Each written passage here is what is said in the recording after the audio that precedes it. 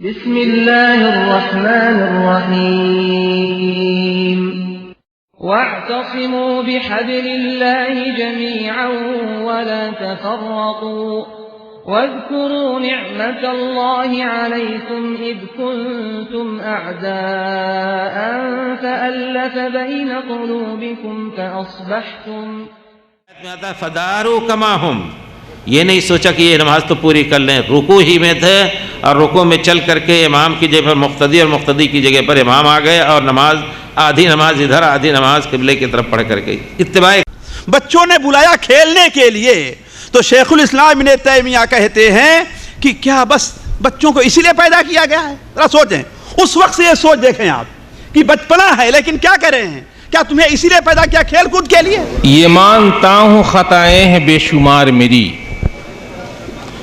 یہ مانتا ہوں خطائیں ہیں بے شمار میری، کرم کے تیرے بھی مولانا کوئی حد نہ حساب۔ اوے کہاں ہے تمہارے بابے، کہاں ہے تمہارے کرنی والے، کہاں ہے تمہارے غریب نواز، کہاں ہے تمہارے بندہ نواز، کہاں ہے تمہاری بڑی سرکاریں؟ اللہ جو مسلمان کمزور ہے، مسلمانوں کا رب بڑی طاقت والا ہے۔ اے اللہ تو اپنے عذاب کا کوڑا برسا ان ظالموں پر جنہوں نے آملہ کے لال کی گستاخی کی ہے۔ فأصبحتم بنعمته إخوانا وكنتم على شفا حفرة من النار فأنقذكم منها كذلك يبين الله لكم آياته لعلكم تهتدون۔ السلام علیکم ورحمۃ اللہ وبرکاتہ۔ ان الحمد للہ نحمده ونستعینه ونستغفره ونعوذ باللہ من شرور انفسنا ومن سیئات اعمالنا من يهده الله فلا مضل له ومن يضلل فلا هادي له واشهد ان لا اله الا الله وحده لا شريك له واشهد ان محمدا عبده ورسوله اما بعد فان خير الحديث كتاب الله وخير الهدي هدي محمد صلى الله عليه وسلم وشر الأمور محدثاتها وكل محدثة بدعة وكل بدعة ضلالة وكل ضلالة في النار۔ اللہ کا شکر ہے کہ اس نے یہاں آ کر کے آپ سب سے کے سامنے مل کر کچھ باتیں کرنے کا موقع ملا۔ آپ کے سامنے بیٹھ کر کے کچھ ایسی باتیں ہوں گی انشاءاللہ، اگرچہ سادی ہی ہیں، سادہ باتوں میں انشاءاللہ آپ کو کچھ نہ کچھ ملے گا ضرور۔ جیسا کہ ہمارے بھائی مختار بھائی نے کہا ہے کہ سن لینے سے صرف فائدہ نہیں ہوگا، اس پر عمل کرنے کی کوشش کریں۔ اللہ رب العزت نے اپنے بندوں کے بارے میں، نیک بندوں کے بارے میں فرمایا ہے الذین یستمعون القول فیتبعون احسنہ، نیک بندے وہ ہیں جو بات سنتے ہیں اور اس میں سے اچھی بات پر عمل کرتے ہیں۔ میں نے جو خطبہ پڑھا ہے پیارے رسول صلی اللہ علیہ وسلم کا وہ خطبہ ہے، اس میں آپ خطبۃ الحاجہ کے نام سے خطبہ مشہور ہے، اس میں آپ ہمیشہ پڑھا کرتے تھے یا اکثر پڑھا کرتے تھے، لوگوں کو یہ شعور دینے کے لیے کہ اچھی بات کون سی ہے۔ فإن أحسن الحدیث کتاب اللہ، اللہ کی کتاب ہے۔ وخیر الہدی ہدی محمد صلی اللہ علیہ وسلم، اور سب سے اچھا طریقہ، اچھی سیرت جس سے ہدایت لی جا سکتی ہے وہ پیارے رسول صلی اللہ علیہ وسلم کی ہدی اور پیارے رسول صلی اللہ علیہ وسلم کا طریقہ ہے۔ اس وجہ سے یقیناً ایک مسلمان کو جو محب رسول اور محب رسول ہے اور حب رسول کا دعویٰ کرتا ہے، اس کے سامنے اور کوئی چارہ نہیں ہے کہ پیارے رسول صلی اللہ علیہ وسلم کو اپنا اسوہ بنائے، جیسا کہ اللہ تعالیٰ نے فرمایا لقد کان لکم فی رسول اللہ اسوۃ حسنہ لمن کان یرجو اللہ والیوم الآخر، جو آخرت پر ایمان لاتا ہے، اللہ سے ملنے اور اللہ کے سامنے کھڑے ہونے کا یقین اور ایمان ہے اس کے اوپر، تو اس کے لیے اسوہ حسنہ نبی کریم صلی اللہ علیہ وسلم ہے۔ ہر چیز میں، دنیا کی چیز ہو یا آخرت کی چیز ہو، عبادت کی چیز ہو، کوئی بھی عمل ہو، پیارے رسول صلی اللہ علیہ وسلم ہمارے اسوہ ہیں۔ لیکن یقیناً امت میں پیارے رسول صلی اللہ علیہ وسلم کی اصل حیثیت کو اگر ہم یہ کہیں تو برا نہ مانے، کہیں مقدمہ نہ چلانے لگیں کہ بہت سے لوگوں نے پیارے رسول کی اس حیثیت مبارکہ کو پامال کر دیا ہے۔ یقیناً انہوں نے پیارے رسول صلی اللہ علیہ وسلم کے ساتھ گستاخی کر کے پیارے رسول کے ساتھ کسی اور کو اپنا قدوہ بنا کر کے اور پھر امت میں اختلاف کا سبب بنے۔ سوال ہے امت میں اختلاف کیوں ہے؟ اس کا اجمالی جواب یہ ہو سکتا ہے کہ کتاب و سنت کو چھوڑ کر کے امت فرقوں میں بٹی اور ہر ایک فرقہ دوسرے فرقے کے خلاف ریشہ دوانی کرنے لگا۔ امت میں اختلاف کیوں ہے؟ کیونکہ علماء عوام معاف نہیں کیے جائیں گے، اللہ نے ان کو بھی عقل دیا ہے، لیکن علماء جو امت کو گمراہ کر رہے ہیں یقیناً امت کے قائدین ہیں، انہوں نے کتاب و سنت کو چھوڑ کر کے کسی اور کی یا خود اپنی تقلیدیں کرانے لگے۔ اس وقت آپ کے سامنے پاکستان انڈیا میں آپ جانتے ہوں کہ بہت سی ایسی حیثیتیں ہیں، سننے میں آیا، رات سن کر کے پہلی مرتبہ سنا کہ کوئی ایسی شخصیت ہے جس کے بارے میں تو سنا کرتا تھا کہ بہت کچھ آواگوئی کرتا ہے اور اس طرح کی باتیں الٹی سیدھی کر کے لوگوں کو اپنا مرید بنائے ہوئے ہے، لیکن سنا ہے اب وہ سجدہ بھی اس کو کرنے لگے ہیں۔ اللہ اکبر! اگر اسلامی حکومت ہو تو ایسے لوگوں کو زندہ رہنے کا حق نہیں ہے۔ فیصلہ یہی ہے امت کے علماء کا کہ اس سے توبہ لی جائے گی ورنہ اس کو قتل کر دیا جائے گا۔ لا تسجدوا للشمس ولا للقمر واسجدوا للہ الذی خلقہن۔ بہرحال اسی قسم کے علماء جن کو علماء کہا جاتا ہے، انہوں نے امت کی قیادت کر کے اور لوگوں میں اختلاف ڈالا، تو سب سے پہلے ذمہ دار وہی ہیں۔ اختلاف کیوں؟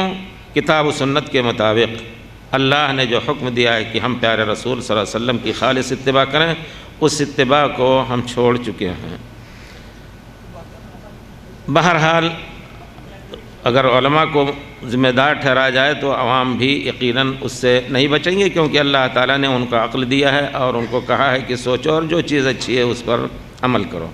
اس اختصار اور مختصر جواب کے بعد میں چاہوں گا کہ تھوڑی سی تفصیل ہو، اور ہم یہ چاہیں گے کہ آپ لوگ یقیناً اللہ کو ڈر کر کے، اللہ کو سامنے رکھ کر کے اور یہ سوچیں کہ اللہ تعالیٰ ہمیں کس لیے پیدا کیا ہے۔ تو مختصر بات یہ ہے کہ اللہ تعالیٰ نے ہمیں صرف اپنی عبادت کے لیے پیدا کیا ہے۔ وَمَا خَلَقْتُ الْجِنَّ وَالْإِنسَ إِلَّا لِيَعْبُدُونَ، صرف اپنی عبادت کے لیے انس اور جن کو اللہ نے پیدا کیا ہے۔ اور پھر دوسری بات نصوص کی روشنی میں یہ بھی کہوں گا کہ پیارے رسول کے آ لینے کے بعد مطلق اتباع جس کی کرنی ہے، پیارے رسول نے ہمیں اللہ نے ہمیں پیارے رسول کی اتباع کے لیے پیدا کیا ہے۔ یعنی گویا اللہ کی بات اور پیارے رسول کی بات کو برپا کرنے کے لیے اللہ تعالیٰ نے ہمیں پیدا کیا۔ اگر ہم اس راستے سے ہٹے تو یقیناً گمراہ ہوں گے۔ پیارے رسول نے یہ راستہ کھینچا تھا ہمارے لیے۔ اللہ کا حکم ہے کہ اتحاد سے رہو، لیکن مسلمانوں نے بہت کچھ اختلاف کیا، اور یہ موضوع جو اس وقت رکھا ہے بھائیوں نے، یہ اسی قلق اور اسی تکلیف اور پریشانی کی بنا پر کہ امت میں یقیناً انتشار، اختلاف بہت کچھ بڑھ رہا ہے، اور اس حد تک بڑھ رہا ہے کہ ایک دوسرے کی جان کو بھی حلال کیا جا رہا ہے۔ کسی بزرگ نے بتایا کہ فلاں نے ہمارے جان کے اور ہمارے سر کے لیے اتنا پیسہ رکھا ہوا ہے کیونکہ ہم کتاب و سنت کی دعوت دیتے ہیں۔ تو ایسا بھی ہے۔ اللہ کے رسول فرماتے ہیں ان حرمت دم المسلم، ایک مسلمان کے خون کی حرمت کعبے کی حرمت سے زیادہ ہے، لیکن لوگ اس خون کو اس طرح ارزاں اور سستا کیے ہوئے ہیں کہ اللہ کی بات سنانے پر بھی یہ ہمیشہ رہا ہے، جیسے کہ کسی نے کہا ستِ زکار رہا ہے ازل سے تائم روز، چراغ مصطفی سے شرار بولہوی۔ آخر پیارے رسول نے جب حق بات کہی تو آپ کو شہید کر دینے کا فیصلہ کیا تھا، تو بہت بڑا راستہ ہے جس کے لیے آخر ناک رگڑ کے مرنے سے اچھا ہے کہ اللہ کے لیے اور اللہ کی بات کے لیے ہماری گردن اڑائی جائے۔ تو بہت بڑے شہادت کی بات ہے، شرف کی بات ہے۔ اب وہ شرف شہادت نہیں مل سکتی جلدی، امید تو نہیں ہے کہ میدان جنگ میں اترے کوئی، لیکن یہ بھی ایک شہادت کا راستہ ہے۔ بہرحال تو اللہ تعالیٰ نے اختلاف سے منع فرمایا ہے، پیارے رسول نے سختی سے اختلاف سے منع فرمایا۔ جہاں بھی اختلاف کی بو آئی پیارے رسول نے سختی سے صحابہ کو وہاں روکا۔ اللہ کا فرمان ہے وَاعْتَصِمُوا بِحَبْلِ اللَّهِ جَمِيعًا وَلَا تَفَرَّقُوا وَاذْكُرُوا نِعْمَةَ اللَّهِ عَلَيْكُمْ إِذْ كُنْتُمْ أَعْدَاءً فَأَلَّفَ بَيْنَ قُلُوبِكُمْ فَأَصْبَحْتُمْ بِنِعْمَتِهِ إِخْوَانًا۔ اللہ تعالیٰ کی رسی کو اللہ کی رسی کو مضبوطی سے اکٹھا ہو کر کے پکڑ لو، اکٹھا ہو کر کے سب پکڑ لو۔ ولا تفرقوا، اور مختلف فرقوں میں نہ ہو۔ واذکروا نعمت اللہ علیکم، اے عرب کے لوگ جو تم آپس میں ایک دوسرے کو کھاتے رہتے تھے، ایک دوسرے کے مال اور جان کو حلال سمجھتے تھے اور دوسرے حرام کام کیا کرتے تھے، اس نعمت کو یاد کرو جب کہ تم آپس میں دشمن تھے، لیکن اللہ تعالیٰ نے اسی دین کے ذریعے سے تمہارے دلوں کو جوڑ دیا۔ فألف بین قلوبکم فأصبحتم بنعمتہ اخوانا، اللہ کی نعمت سے تم بھائی بھائی ہو گئے۔ جس طرح ایک سگا بھائی ہو سکتا ہے، سگے بھائی بھی لڑائی کریں، لیکن مطلوب یہ ہے کہ سگا بھائی ایک دوسرے بھائی کا ہمیشہ معاون اور مددگار رہے، تو تم اس طرح بھائی ہو گئے۔ وَكُنْتُمْ عَلَى شَفَا حُفْرَةٍ مِّنَ النَّارِ، اور جہنم کے گڈھے پہ گرنا ہی چاہتے تھے اور جا رہے تھے گرنے، اللہ نے تمہیں بچا لیا۔ فَأَنْقَذَكُم مِّنْهَا، تو اللہ تعالیٰ نے حکم دیا ہے کہ یقیناً مسلمان آپس میں ایک منہج پر ہو کر کے، ایک طریقے عمل اور طریقے کار اور طریقے ایمان و عقیدہ رکھ کر کے اور سب متحد ہو جائیں، یہ اللہ تعالیٰ کا۔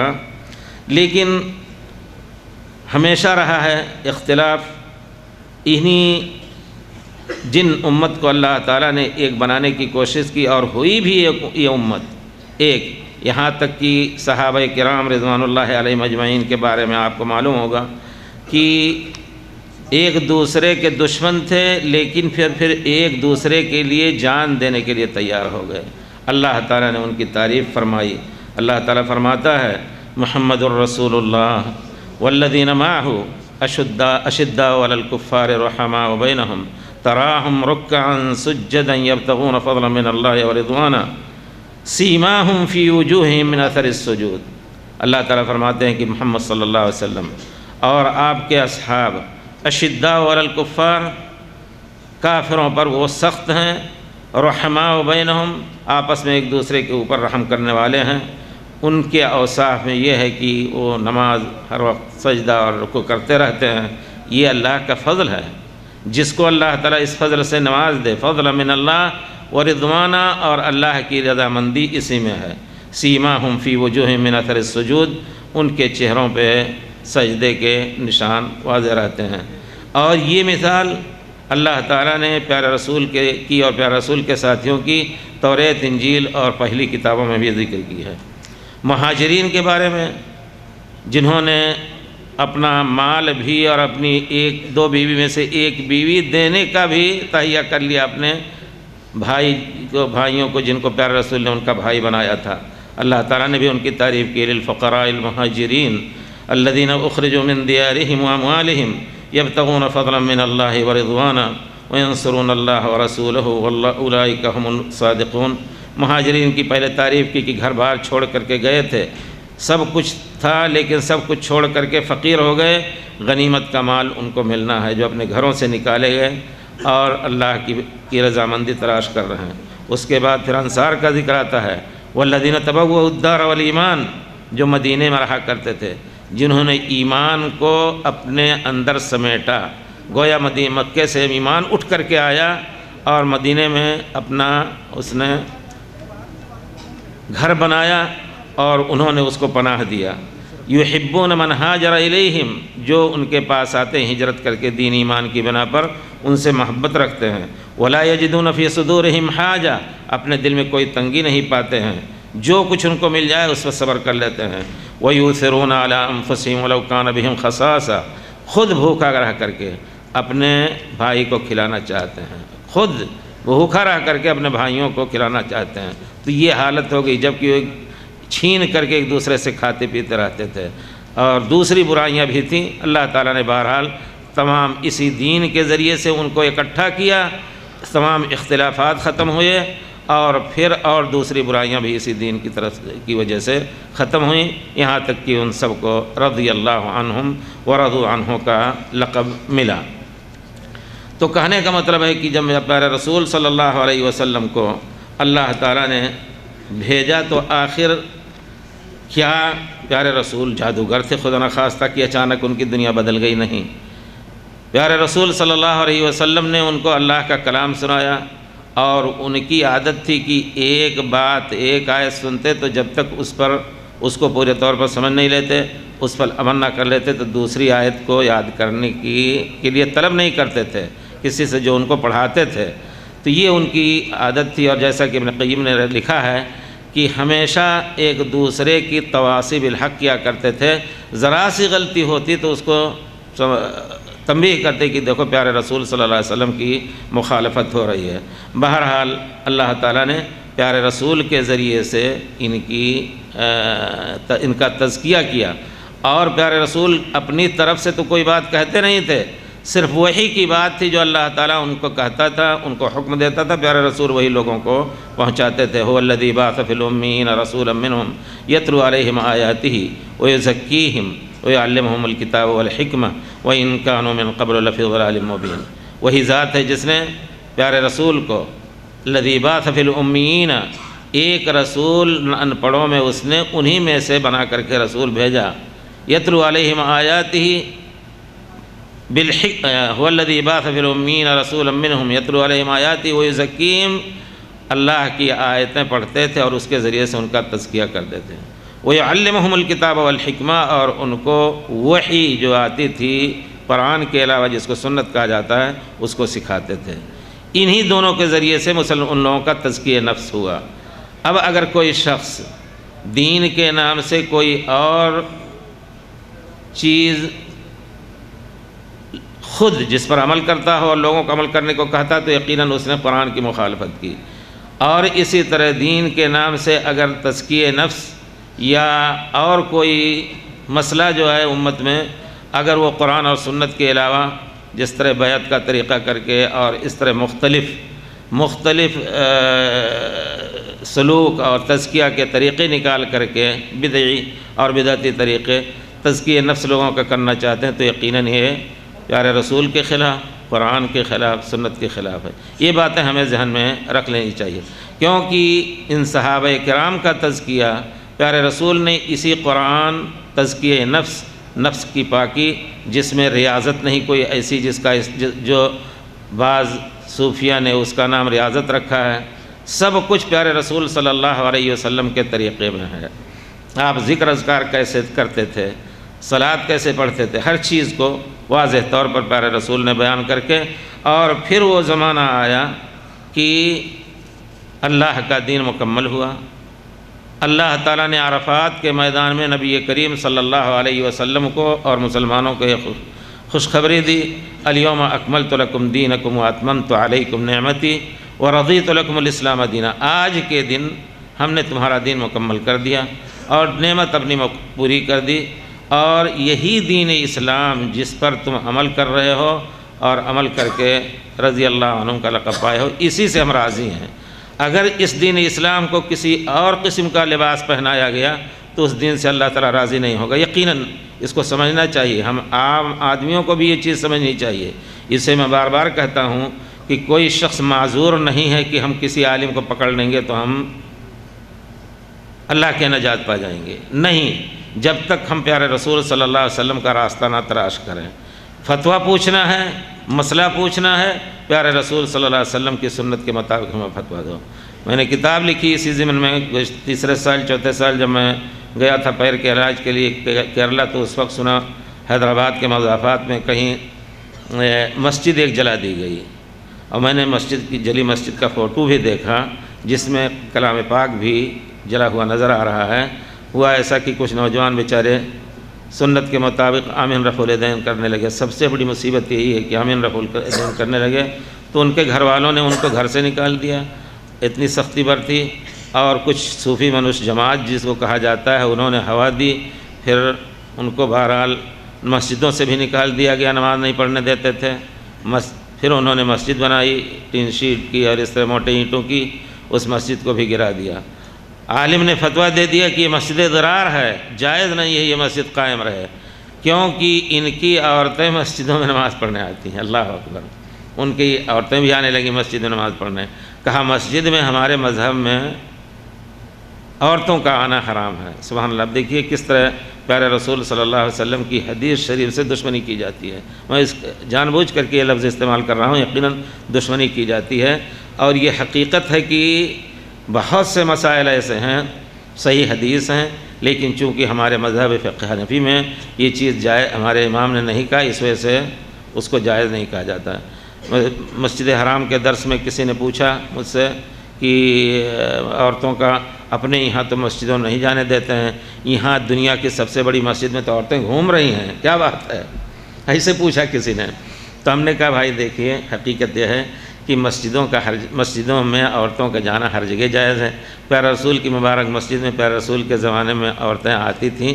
پیارے رسول فرماتے ہیں کہ کبھی میں صلاۃ لمبی کرنی چاہتا ہوں، لیکن دیکھتا ہوں کہ کوئی عورت اپنے بچے کو لے کے آئی ہے، بچہ رو رہا ہے، تو میں سوچتا ہوں کہ اس کی ماں پریشان نہ ہو جائے تو نماز کو ہلکی کر دیتا ہوں۔ تو بہرحال اور بہت سے مثالیں ایسی ہیں، باقاعدہ عورتیں نماز پڑھتی تھیں۔ تو جب درس ختم ہوا میں بیٹھا نیچے تو ایک بزرگ آئے بنگلور کے، تو انہوں نے کہا مولانا آپ نے جو بات کہی وہ صحیح کہی کہ فقہ حنفی میں کہتے ہیں کہ عورتوں کا مسجد میں جانا جائز نہیں ہے۔ میں اس وجہ سے کہہ رہا ہوں کہ یہ کوئی ایسی نہیں کہ ہم کسی پر حملہ کر رہے ہیں، اگر کچھ کہنا ہے اس موضوع پر تو یہی سب باتیں کہنی ہے کہ ہمیں سوچنا ہے کہ اللہ تعالیٰ نے ہمیں کس کے لیے پیدا کیا ہے، اپنی عبادت کے لیے، اور کس کی اتباع کے لیے پیدا کیا ہے، اور ہم کہاں اور کس کی اتباع کر رہے ہیں اور کس کی تقلید کر رہے ہیں۔ تو انہوں نے کہا کہ میں نے بنگلور میں بہت بڑی مسجد بنائی جس میں مردوں کے لیے کم سے کم 1500-2000 آدمیوں کی جگہ، عورتوں کے لیے ہم نے جگہ بنائی جس میں کم سے کم 500 عورتوں کی جگہ، عورتوں کا باتھ روم اور راستہ، گاڑی کی پارکنگ سب کچھ الگ بنائی۔ کہتے ہیں افتتاح اس کا ہوا مسجد رمضان کے شروع میں، اور بڑی خوشی ہوئی، عورتیں بھی آئیں، بچے بھی آئے سب پڑھنے۔ بعد میں ہمارے علماء دیوبند آئے اور انہوں نے کہا کہ بھائی عورتوں کا ہمارے مذہب میں مسجد میں جانا جائز نہیں، اس مسجد کو بند کر دیا۔ ہم نے کہا بھائی آپ نے مسجد بنائی تو آپ کا رویہ، آپ کا موقف کیا رہا؟ تو انہوں نے کہا مسجد تو میں نے ان کو دے دی، اب وہ جو چاہیں کریں۔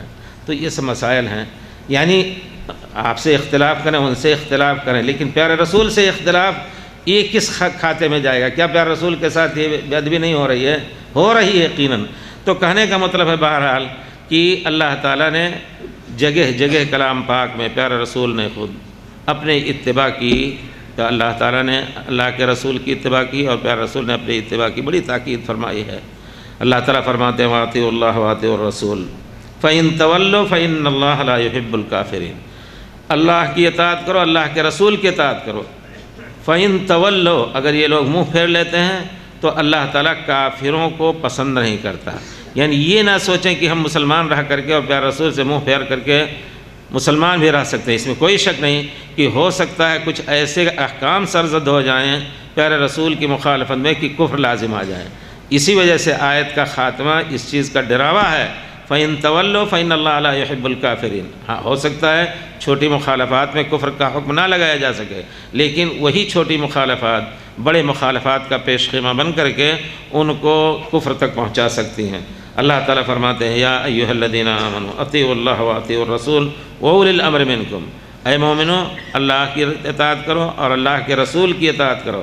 علماء نے کہا ہے کہ اطیعوا اللہ واطیعوا الرسول واولی الامر منکم، اللہ کی اطاعت کرو اور اللہ کے رسول کی اطاعت کرو۔ اطیعوا دو مرتبہ، پیارے رسول کے ساتھ بھی جس طرح اللہ کے ساتھ ہے۔ اس کا معنی یہ ہے کہ پیارے رسول کا ہر فعل اور قول جو آپ جس کا حکم دیں وہ ہمارے لیے واجب اطاعت ہے، جس طرح اللہ کے قول کی اطاعت واجب ہے، اس میں کوئی شبہ نہیں، یہی معنی ہے۔ فَإِن وَأُولِي الْأَمْرِ مِنْكُمْ، اپنے علماء اور حکام کی بھی اطاعت کرو، لیکن پوری دنیا متفق ہے، صحابہ کرام متفق ہیں کہ اولی الامر علماء اور حکام جب وہ اللہ اور رسول کی اطاعت کے اندر ان کی اطاعت ہوگی تب ہمارے اوپر ان کی اطاعت واجب ہے۔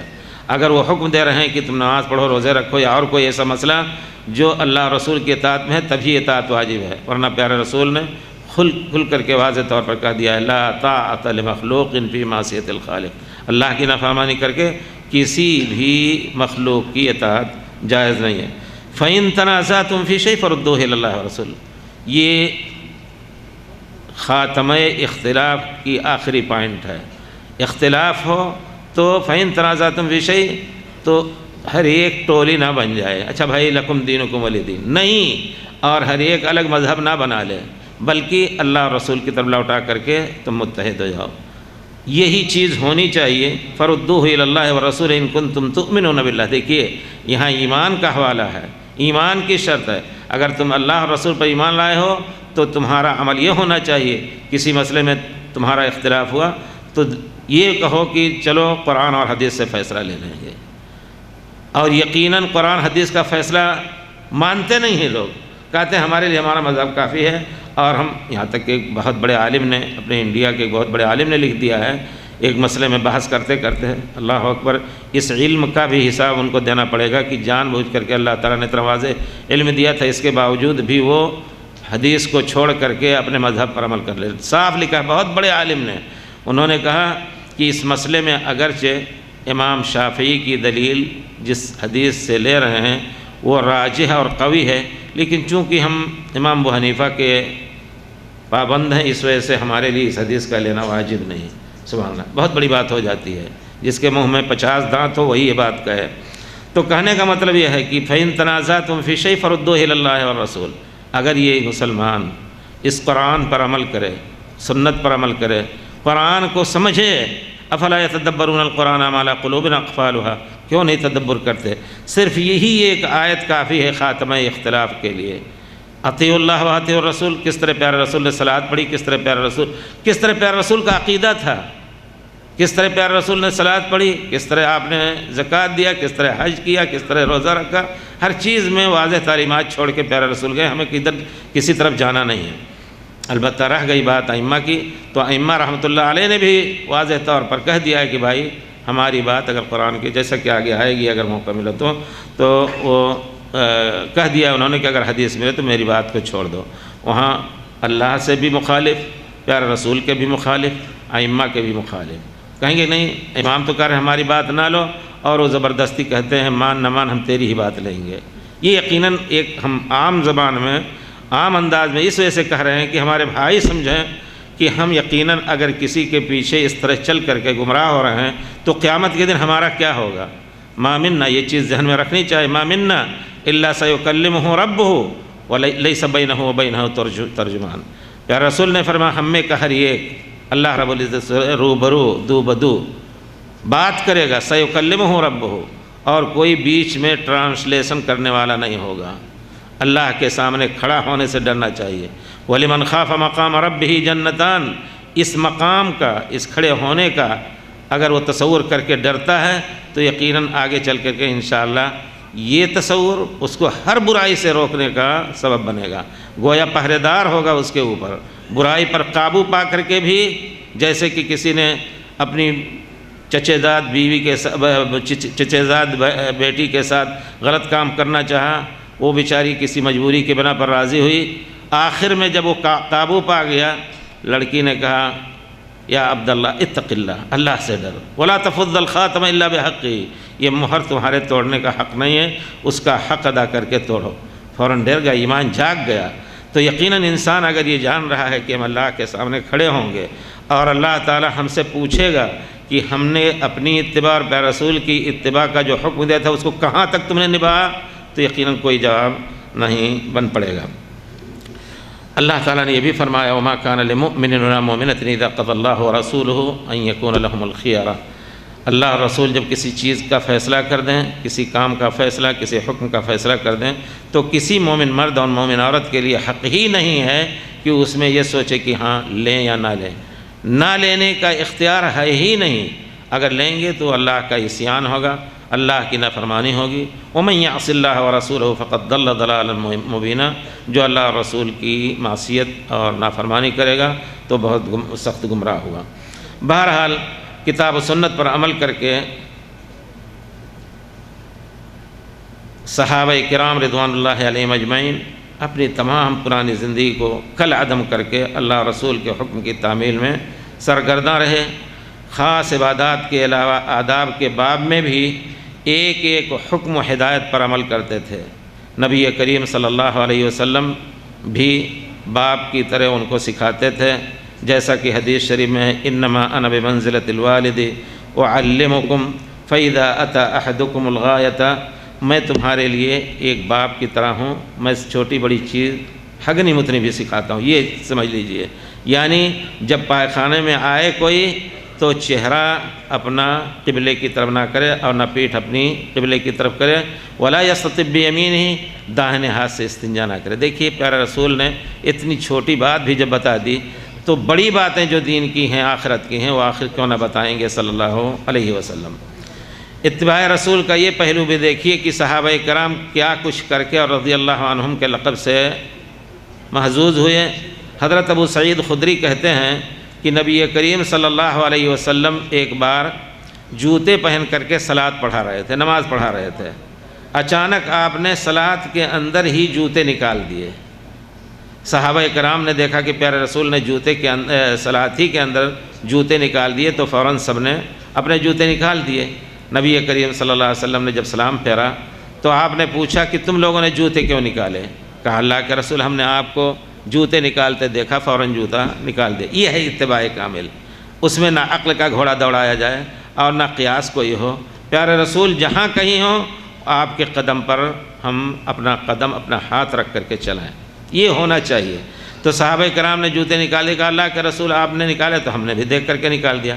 تو پیارے رسول نے فرمایا، یہ بھی یہاں دوسری بات، پیارے رسول عالم الغیب بھی نہیں تھے، جیسے ہماری قوم میں ایک قوم ایسی ہے جو کہتی ہے پیارے رسول سب کچھ جانتے ہیں، بلکہ وہ اللہ ہی ہیں۔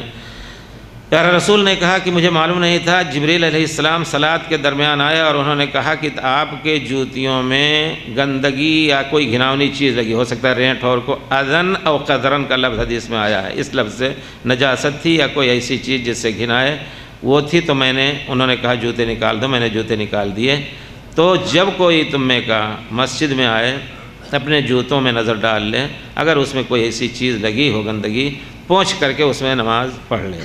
پرانے زمانے میں بچھائی نہیں جاتی تھی مسجدیں، کنکریاں پیارے رسول کی زندگی میں مسجدوں میں رہیں۔ پیارے رسول بارش ہوئی تھوڑی سی تو سجدہ کیا آپ نے، تو رات میں رمضان کی اور وہ لیلۃ القدر کی رات اس کو کہا گیا کہ اس سال وہی لیلۃ القدر تھی، آپ کی پیشانی میں مٹی اور پانی کا اثر تھا۔ تو کہنے مطلب پیارے رسول گئے، اسے بچھایا نہیں جاتا تھا، اس وقت کوئی بھی چل کر کے پوچھ کر کے جوتے پہن کر کے صلاۃ پڑھ سکتا تھا، لیکن اب اس زمانے میں اس پر استدلال کرنا، بہت سے نوجوان ایسے ہوتے ہیں کہ سنت یہ نہیں، کچھ لوگوں کے دل کو بھی خیال کرنا چاہیے۔ لوگ آتے ہیں، مسجد اچھی بچھی ہوئی ہے، لیکن جوتے پہن کر کے لوگوں کے دلوں پر چلتے ہوئے رونتے ہوئے آ کر کے پہلی صف میں کھڑا ہونا چاہتے، غلط ہے یہ بھی۔ پیارے رسول لوگوں کے دلوں کا بھی خیال رکھتے تھے۔ بہرحال تو کہنے کا مطلب ہے کہ پیارے رسول نے کہا کہ جب کوئی آئے تو دیکھ لے، اگر نالین میں گندگی لگی ہو تو اس کو پوچھ کر کے صلاۃ پڑھ لے۔ یہ ہے اتباع کامل۔ صلاۃ کی فرضیت آپ جانتے ہیں کہ ہجرت سے پہلے ہوئی۔ نبی کریم صلی اللہ علیہ وسلم مکے میں بھی چھپ کر کے صلاۃ پڑھا کرتے تھے۔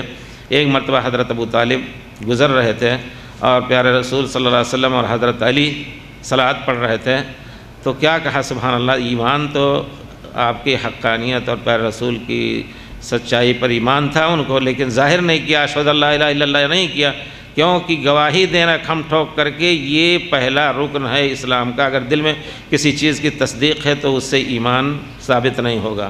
حضرت ابو طالب نے دیکھا اور کہا کہ کیا کر رہے ہو؟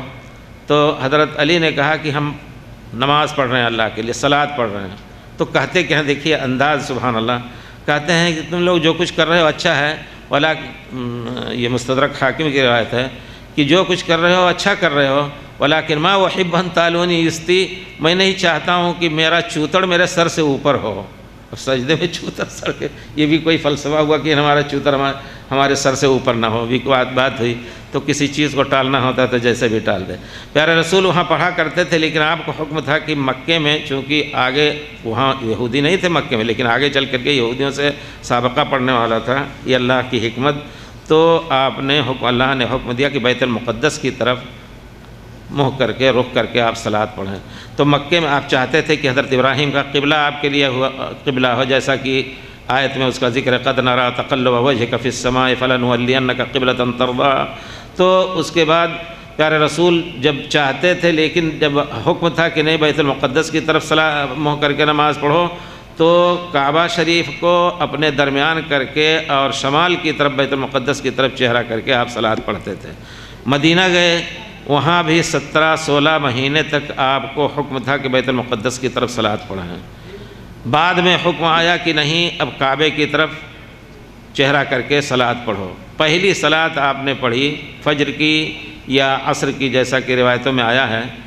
کوئی صاحب کہیں گئے کسی قوم دوسرے قبیلوں میں، مسجدیں قبیلوں کی الگ الگ ہوا کرتی تھیں، دور دور جو ہوتے تھے، اور باقی تو آ کر کے مسجد رسول ہی میں پڑھتے تھے عوالی تک کے لوگ، لیکن قبلتین اور ادھر جو علاقے ہیں ادھر وہ مسجد تھی، تو جا کر کے انہوں نے کہا کہ واللہ، وہ لوگ صلاۃ پڑھ رہے تھے، رکوع کی حالت میں تھے، انہوں نے قسم کھا کر کہا واللہ اشہد انی صلیت مع رسول اللہ صلی اللہ علیہ وسلم الی مکہ، میں گواہی دیتا ہوں کہ میں نے پیارے رسول صلی اللہ علیہ وسلم کے سامنے میں نماز پڑھ کے آ رہا ہوں، آپ نے کعبہ اور مکے کی طرف چہرہ کر کے نماز پڑھا ہے۔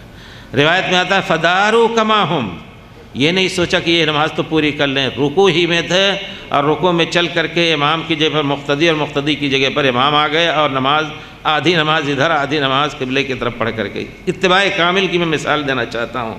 تو کہنے کا مطلب یہ ہے کہ یہ ہے یقیناً یہی شیوا ہونا چاہیے ایک مسلمان کا۔ ایک بار نبی کریم صلی اللہ علیہ وسلم خطبہ دے رہے تھے اور اچانک آپ نے ایک لفظ کہا اجلسوا، بیٹھ جاؤ۔ حضرت عبداللہ ابن مسعود رضی اللہ عنہ ابھی دروازے ہی پر تھے، حکم سنا، بیٹھ گئے فوراً۔ کچھ لوگ مسجد میں بیٹھے رہے ہوں گے، مقصود رہا یہ ہوگا، لیکن وہی فوراً بیٹھ گئے۔ پیارے رسول نے فرمایا تعال یا عبداللہ، تو مسجد میں وہ داخل ہوئے۔ تو میرے کہنے کا مطلب یہ ہے کہ ہر معاملے میں اتباع کا حکم ہے، اور یہی معنی ہے لقد کان لکم فی رسول اللہ اسوۃ حسنہ۔ صحابہ کرام میں نماز پڑھنے کا حکم آپ نے، مالک بن حویرث کی حدیث ہے کہ ہم لوگ 20 آدمی تھے، بخاری شریف کی روایت ہے 20 دن آ کر کے پیارے رسول صلی اللہ علیہ وسلم کی خدمت میں ہم نے پڑھا سیکھا۔ جب ہم نوجوان تھے پیارے رسول نے دیکھا کہ ہم اپنے بیوی بچوں کی طرف جانے کے مشتاق ہو رہے ہیں، تو پھر آپ نے کہا کہ جاؤ اپنے گھر والوں میں رہو اور ان کو نیکی کا حکم دو، عمل کرنے کا حکم دو، وَكُونُوا فِيهِ مُعَلِّمُوهُمْ، ان کو سکھاؤ، اور جب اذان کا وقت، نماز کا وقت ہو تو ایک آدمی اذان کہے، دوسرا جو تم میں سے بڑا ہے عمر میں، کیونکہ سب اکٹھا آئے تھے، نوجوان تھے، ایک عمر کے تھے، تو آپ نے کہا، اور علم میں سب برابر تھے، کہا کہ جو تم میں سے بڑی عمر کا ہے وہ صلاۃ پڑھائے، امامت کرے، وصلوا کما رأیتمونی اصلی۔ اور یہی حضرت مالک بن حویرث جا کر کے جگہ جگہ مسجدوں میں لوگوں کو پیارے رسول کی صلاۃ دکھانے کے لیے صلاۃ پڑھتے تھے، کیونکہ پیارے رسول نے کہا تھا کہ سکھانا اور میری طرح نماز پڑھنا۔ یہاں ایک چیز ملاحظے میں ہے، پیارے رسول صلی اللہ علیہ وسلم اس زمانے میں، آخری زمانے میں جلسہ استراحت کیا کرتے تھے، پہلے زمانے میں بھی کرتے تھے۔ کچھ لوگ کہتے ہیں جلسہ استراحت یہ سنت نہیں ہے، بڑھاپے میں پیارے رسول کیا کرتے تھے، بڑھاپے کا دعویٰ کرنا یہ غلط ہے۔ یہ لوگ نوجوان تھے، انہوں نے یہی سمجھا کہ جلسہ استراحت بھی سنت صلاۃ ہے، یہ کہنے کی بات ہے۔ اسی اتباع کے ذریعے اللہ تعالیٰ نے صحابہ کرام کے کندھوں پر اس دین کو مکمل کیا، جس میں کوئی نقص نہیں، اور اسی خالص دین کے ذریعے عرب قوم، جاہلیت سے موصوف قوم کی اصلاح ہوئی، اور اونٹوں کے چرانے والے اسی خالص اور مکمل دین کے ذریعے آپس میں محبت کرنے لگے اور دوسری قوموں کی قیادت کرنے لگے۔ آنے والی امت محمدیہ کے لیے اب کوئی چارہ نہیں ہے کہ کوئی اور طریقہ جو پیارے رسول نے صحابہ کو سکھایا اور صحابہ چھوڑ کر کے گئے ہیں، اس کے علاوہ اور کوئی طریقہ اختیار کرے، اور نہ اس میں کسی چیز کا پیوند لگائے۔ اس باب میں آپ بدعت کی جتنی احادیث بدعت کے رد میں ہیں، جتنے اقوال ہیں، ان سب کو ذہن میں رکھیں، کیونکہ اللہ تعالیٰ نے کہا ہے کہ سب سے بری بات فَإِنَّ خیر الحدیث کتاب اللہ وخیر الحدی حدی محمد صلی اللہ علیہ وسلم وشر الامور محدثاتها، سب سے بری چیز دین میں بدعت اور دین کے نام سے نئی چیز کی ایجاد ہے۔ بدعت سے شیطان زیادہ خوش ہوتا ہے، کہتے ہیں اگر آدمی زنا اور چوری کرتا ہے، یہ علماء کا استدلال ہے پرانے سلف کا، کہ بدعت سے شیطان زنا اور چوری سے اور بڑے گناہوں سے بھی زیادہ خوش ہوتا ہے۔ اگر کوئی شخص بدعت کرتا ہے، اگر کوئی شخص زنا کرتا ہے، تو شیطان اس قدر اس سے خوش نہیں ہوتا جتنا بدعت والے سے خوش ہوتا ہے، کیونکہ بدعت کا کام، دین میں نیا کام جو نکالا جاتا ہے، وہ تو نیکی کے نام سے اور دین کا کام سمجھ کر کے کرتا ہے آدمی، اس وجہ سے اس سے دور ہونے یا اس کو چھوڑ دینے کا امکان کم ہوتا ہے۔ لیکن چوری کرنے والا ہو سکتا ہے چوری کی اس نے ایمان اس وقت ٹمٹما رہا تھا، اچانک ایمان جاگا توبہ کر لے گا۔ زنا کرنے والا، صحابہ میں ایسے تھے کہ انسانی فطرت کی وجہ سے زنا بھی کر لیا، لیکن جب ان کو ہوش آیا، یہاں سے سمجھنے کا بھی تھوڑا سا موقع ملتا ہے، پیارے رسول نے فرمایا ہے لا یزنی الزانی حین یزنی وہو مومن، زنا کرنے والا زنا کرتا ہے تو وہ مومن نہیں ہوتا ہے، یہ معنی ہے۔ یہ معنی نہیں کہ وہ کافر ہوگا اگر اس وقت کسی نے اس کو قتل کیا تو کافر کو قتل کیا، نہیں، ایمان اتنا کمزور ہو جاتا ہے کہ اس کو روک نہیں پاتا ہے، لیکن پھر جب وہ چھوڑ دیتا ہے، جب اس کام سے فارغ ہوتا ہے تو پھر ایمان جاگ اٹھتا ہے۔ وہی اپنے کو حضرت معاذ بن مالک اسلمی آ کر کے نہ کسی نے گواہی دی نہ کوئی کھینچ کے لایا، پیارے رسول کے سامنے کہتے ہیں اللہ کے رسول مجھے پاک کر دیجیے، میں نے بہت بڑا گناہ کیا ہے۔ تو کہنے کا مطلب یہ ہے کہ آدمی بدعت کی ایجاد دین میں سب سے بڑی بری چیز ہے، اس وجہ سے دین میں کسی کو حق نہیں کہ کوئی چیز ایسی لائے جو پیارے رسول کے زمانے میں نہیں تھی اور صحابہ کے زمانے میں نہیں تھی۔ کوئی بھی مسئلہ بہت آسان اس کا جواب ہے، اگر کوئی پوچھتا ہے کہ یہ چیز جائز یا نہیں تو ڈھونڈا جائے، عالموں سے پوچھا جائے، کتاب سنت کے عالم ہیں انشاءاللہ، وہ ضرور آپ کو بتائیں گے کہ بھائی ہم نے زندگی بھر پڑھا ہے، پیارے رسول کی سنت میں یہ چیز نہیں ملی، اس وجہ سے اس کو نہیں کرنا، بہت آسان ہے، اور اسی کو لے کر کے عام آدمی بھی الحمدللہ اس کی لوگوں کو سمجھا سکتا ہے۔ اللہ تعالی ہم سب کو اپنے ایمان کی اور ایمان کی قوت کی طاقت دے۔ تو طاعت رسول کی جو بہت کچھ آیتیں ہیں ہمیں ان کو ذہن میں رکھنا چاہیے، اور پھر یہ نہ سوچے کوئی کہ یہ دین ہمارا محفوظ نہیں ہے۔ یہ بھی بہت سے لوگ شبہ ڈالتے ہیں، کہتے ہیں دین جو ہے پتہ نہیں بہت سی چیزیں ایسی ہیں، یہاں تک کہ کہہ جاتے ہیں یہی علماء کہتے ہیں کہ بہت سی احادیث ہمارے مذہب کی دلیل میں رہی ہوں گی۔ ہم لوگ پڑھتے تھے مدینہ میں تو ایک ڈاکٹر رضا تھے، اللہ تعالیٰ ان سے راضی ہو، لیکن بہرحال اچھے عقیدے کے نہیں تھے، لیکن کوئی بھی سرٹیفکیٹ لے لیتا ہے تو سرٹیفکیٹ بولنے لگتی ہے، چیخنے لگتی ہے، تو آ کر کے پڑھا رہے تھے تو ان سے جب اعتراض کیا گیا تو کہتے ہیں کہ آپ کو کیا معلوم بغداد پہ جب حملہ ہوا تھا تو کتنی کتابیں تھیں، بغداد تاتاریوں نے ان کتابوں کو دجلہ میں پھینک دیا تھا، اس میں ہماری دلیلیں رہی ہوں گی۔ ہم نے کہا رہی ہوں گی، اگر اللہ تعالیٰ نے اس کو دین بنانا تھا تو محفوظ رکھتا، جب محفوظ نہیں رہی تو جو محفوظ ہے وہی دین ہوا۔ تو عالم لوگ یہ باتیں کہہ جاتے ہیں، اللہ تعالیٰ نے مسلمانوں پیارے رسول کو حکم دیا، اور پیارے رسول کو اللہ تعالیٰ نے یاد کرانے کی ذمہ داری لی، وَلَا تَعْجَلْ بِالْقُرْآنِ مِنْ قَبْلَ أَنْ يُقْضَى إِلَيْكَ وَحْيُهُ، اور پھر اس کے بعد ثُمَّ إِنَّ عَلَيْنَا، آیت جو ہے اس کی کیا ہے، ثُمَّ إِنَّ عَلَيْنَا بَيَانًا، کہ ہمارے اوپر اس کا حفظ، وَإِنَّا نَحْنُ نَزَّلْنَا الذِّكْرَ وَإِنَّا لَهُ لَحَافِظُونَ، ہم ہی نے اس کو اتارا ہے قرآن کو اور ہم ہی اس کی حفاظت کرنے ذمہ داری لی ہے۔ پیارے رسول کو حفظ کا حکم دیا، جبریل علیہ السلام کو ہر رمضان میں بھیجتے تھے اللہ تعالیٰ، اور پیارے رسول سے دور کراتے تھے قرآن کا۔ جس سال آپ کی وفات ہوئی 2 مرتبہ آپ نے دور کیا، تو اور پھر صحابہ نے اور دوسرے لوگوں نے جو بھی آئے الحمدللہ اس قرآن کو محفوظ کیا۔ اور ایک چیز جو اس ضمن میں کہنا چاہتا ہوں، حدیث شریف بھی قرآن ہی کا جز ہے جس کی ذمہ داری حفاظت کی اللہ نے لی ہے یقیناً، کیونکہ قرآن کو بغیر پیارے رسول کی حدیث کے نہیں سمجھا جائے گا۔ تو اللہ تعالیٰ نے ہمارے محدثین کو اس توفیق دی کہ یقیناً وہ دین کو انہوں نے حدیث کے ایک ایک لفظ کے لیے سینکڑوں میل سفر پیدل جا کر کے جان جوخم میں ڈال کر کے الحمدللہ اس کو محفوظ کیا۔ تو سنت رسول جب تفسیر ٹھہری، ثم ان علینا بیانہ، اور پھر اللہ تعالیٰ نے دوسری آیت میں فرمایا ہے پیارے رسول کو مخاطب کر کے کہ انا نحن نزلنا الذکر وانا لہ لحافظون، اور اس کے بعد وانزلنا الیک الذکر لتبین للناس ما نزل الیہم، اے پیارے رسول ہم نے آپ کے اوپر یہ قرآن نازل فرمایا ہے تاکہ لوگوں کے سامنے اس کو بیان کر دیں۔ اس کی واضح مثال ہے کہ اللہ تعالیٰ نے کہا اقیموا الصلاۃ، صلاۃ کو قائم کرو اور زکوٰۃ دو۔ کس طرح صلاۃ پڑھیں گے؟ پیارے رسول نے اپنے فعل سے صحابہ کو سکھایا، جس طرح پیارے رسول نے صلاۃ پڑھی ہے اسی طرح کہا ہے صلوا کما رأیتمونی اصلی۔ حج کرنے کا حکم دیا، پیارے رسول نے فرمایا خذوا عنی مناسککم، مجھ سے اپنے حج کے طریقے لے لو۔ تو گویا ہر چیز اللہ کے فضل سے محفوظ رہی، اور پھر پیارے رسول صلی اللہ علیہ وسلم کی حدیث یہ جی کیوں اللہ کے رسول کی گستاخی اسلامی ملک خاموشی کیوں ہے؟ رہنے دیجیے، کوئی مشکل نہیں ہے.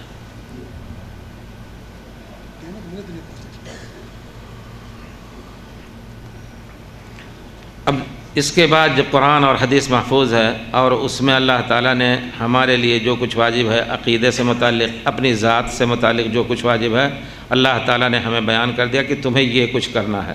حدیث شریف میں واضح طور پر تمام تعلیمات موجود ہیں. تو اب عقیدے سے متعلق جو سب سے پہلا اختلاف ہوا ہے، یقیناً آپ جانتے ہیں خود صحابہ کے زمانے میں کچھ لوگ غلط فہم رہے، غلط فہمی کی بنا پر انہوں نے ایک عقیدہ نکالا اور وہ عقیدہ اب تک چلا آ رہا ہے. سب سے پہلے جو اسلامی صحابہ کے زمانے جس اختلاف نے سر اٹھایا وہ خوارج کا اختلاف تھا. وہ کیا تھا؟ اختلاف ہوا مسلمانوں میں حضرت علی اور حضرت معاویہ وغیرہ میں. تو اس وقت اللہ اکبر ایک قوم نکلی اور جو اللہ کا حکم ہے اس پر عمل کرنے کی بنا پر انہوں نے اپنا ایک عقیدہ الگ بنا لیا. اللہ تعالیٰ فرماتے ہیں وَإِن طَائِفَتَانِ مِنَ الْمُؤْمِنِينَ اقْتَتَلُوا فَأَصْلِحُوا بَيْنَهُمَا فَإِن بَغَتْ إِحْدَاهُمَا عَلَى الْأُخْرَى فَقَاتِلُوا الَّتِي تَبْغِي حَتَّى تَفِيَ إِلَىٰ أَمْرِ اللَّهِ. مسلمانوں کی دو ٹولیاں اگر لڑ بیٹھیں تو ان میں صلح کرا دو. صلح کے لیے حضرت ابو موسیٰ عشری عبداللہ ابن عمرو بن عاص کو حضرت معاویہ اور علی کے درمیان اختلاف ہوا تو ان کو حکم مقرر کیا گیا اور فیصلہ کرنے کے لیے دونوں جب کہا گیا تو انہوں نے کہا کہ یہ لوگ کافر ہو گئے. لا حکم الا للہ، اللہ کے علاوہ اور کسی کا فیصلہ تو مانا نہیں جائے گا. ان دونوں کو کیوں بنایا گیا؟ عجیب ہے. اللہ تعالیٰ کتنی جگہوں پر قاضی، آخر ایک پوری امت اسلامیہ میں قاضی کا ہونا ضروری ہے. تو قاضی وہ آخر حکم ہی تو کرے گا، لیکن وہ ایک غلط عقیدہ نکل چکا جو ہر بڑے گناہ پر لوگوں کو کافر کہنے لگے. پھر اس کے بعد حضرت علی کے زمانے میں کچھ لوگ نکلے جن کو شیعہ کہا گیا.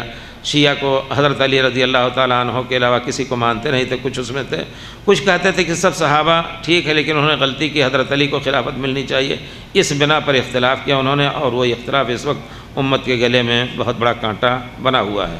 پھر اس کے بعد عقائد میں اختلاف ہوا. سبحان اللہ، یار رسول کے زمانے میں بدو سے بدو آدمی آتا تھا اور جب سنتا تھا الرحمن علی العرش استویٰ، رحمان عرش پر مستوی ہوئے، کسی کو یہ شبہ گزرا ہی نہیں کہ کیسے مستوی ہوئے. آپ کہیں بھی حدیث میں ڈھونڈ لیں، کسی نے نہیں پوچھا کہ اللہ کیسے بیٹھے ہیں، پیر لٹکا کر کے بیٹھے ہیں یا کیسے بیٹھے ہیں، یا اللہ وہاں مستوی ہو سکتے ہیں نہیں ہو سکتے ہیں. بعد کے عقیدے والے ان سب نے اسی طرح عقیدہ رکھا. حضرت امام مالک کے زمانے میں کسی نے پوچھا کیف استویٰ، یعنی 100-150 سال کے بعد کسی نے پوچھا. کہتے ہیں عبداللہ ابن وہب کہتے ہیں میں بیٹھا تھا حضرت امام مالک کی مجلس میں، اچانک ایک آدمی آیا تو حضرت امام مالک نے اللہ کے وصف میں بیان فرمایا الرحمن علی العرش استویٰ، رحمان عرش پر مستوی ہیں. تو پوچھا کسی نے کہ کیف استویٰ، تو کہتے ہیں حضرت امام مالک نے سر نیچا کر لیا. وَأَخَذَتْهُ الرُّحَضَاءُ، اور بہت سخت پسینہ میں شرابور ہو گئے. تھوڑی دیر کے بعد سر اٹھایا انہوں نے. کہتے ہیں الاستواء معلوم والکیف مجہول والسؤال عنہ بدعہ. استوا جیسے ایک آدمی ہوتا ہے فلاں استوى علی الکرسی، اللہ تعالیٰ نے فرمایا ہے جانوروں کو پیدا کیا فَإِذَا اسْتَوَيْتُمْ عَلَى ظُهُورِهَا، جب ان کی پیٹھوں پر بیٹھو. تو حضرت امام مالک نے کہا کہ دیکھو استوا کا معنی معلوم ہے اور اس کی کیا کیفیت ہو مجہول ہے، اللہ نے نہیں بتائی ہے، اس کے بارے میں پوچھنا یہ بدعت ہے. دوسری روایت میں انہوں نے کہا کہ اس کو یہاں سے نکال دو، یہ بدعتی آدمی ہے. تو کہنے کا مطلب ہے کہ بدو لوگ جو عربی سلیقہ سے زبان کو سمجھتے تھے، قرآن کو سمجھتے، کسی نے کبھی کوئی استغراب ظاہر نہیں کیا. ایک روایت میں ہے کہ ایک مرتبہ حضرت قصہ ہے ابو رواحہ کا یا کسی کا ہے، عبداللہ ابن رواحہ وہ آئے اور پیارے رسول صلی اللہ علیہ وسلم کے پاس بیٹھے تھے. تو پیارے رسول صلی اللہ علیہ وسلم نے فرمایا کہ یضحک ربنا من قنوط عبادہ وقرب غیرہ، اللہ کو ہنسی آتی ہے، بندہ اللہ تعالیٰ نے اس کو مصیبت میں ڈالا ہے، اس کی مصیبت جلد ٹلنے والی ہے لیکن مایوس ہو جاتا ہے تو اللہ تعالیٰ اس سے ہنستے ہیں. تو پوچھتے ہیں اللہ ہنستے بھی ہیں؟ کہا ہاں اللہ ہنستے ہیں. تو کیا انہوں نے ایمان لے آئے فوراً، اللہ ہنستے بھی ہیں؟ تو کہتے ہیں کہ جب اللہ ہنستے ہیں تو ایسے رب سے خیر ہی کی امید ہے، نہیں کہ اللہ تعالیٰ منہ ٹیڑھا کیا نعوذ باللہ عبوس قمطری، نہیں، اللہ ہنستے ہیں، اس کا مطلب ہے کہ ان سے خیر کی امید ہے۔ تو یہ لوگ تھے جو فطری طور پر ہر چیز پر اسی طرح ایمان لے آتے تھے، لیکن بعد میں لوگوں نے اس کو کیا کچھ بدل دیا۔ قرآن کی تفسیر کو خیر القرون میں جو صحابہ نے جس طرح عقیدہ سمجھا اس کو بدل کر کے، اور کچھ فرقے بعد میں نکلے عقائدی طور پر جن کو اشعریہ کہا گیا، ماتریدیہ کہا گیا، جہمیہ کہا گیا۔ جہمیہ نے تو تمام صفات کا انکار کر دیا، وہ کہتے ہیں صفات یعنی اللہ تعالیٰ کی آنکھ ہے، اللہ کے ہاتھ ہے، اللہ تعالیٰ نے کلام پاک میں کہا ید اللہ فوق ایدیہم، تو ان صفات کا انکار کر دیا۔ کیونکہ انہوں نے اللہ کو مخلوق سے تشبیہ دے دیا، اور دو ٹوک کی آیت ان کو یاد نہ رہی اور اس پر تأمل نہیں کیا۔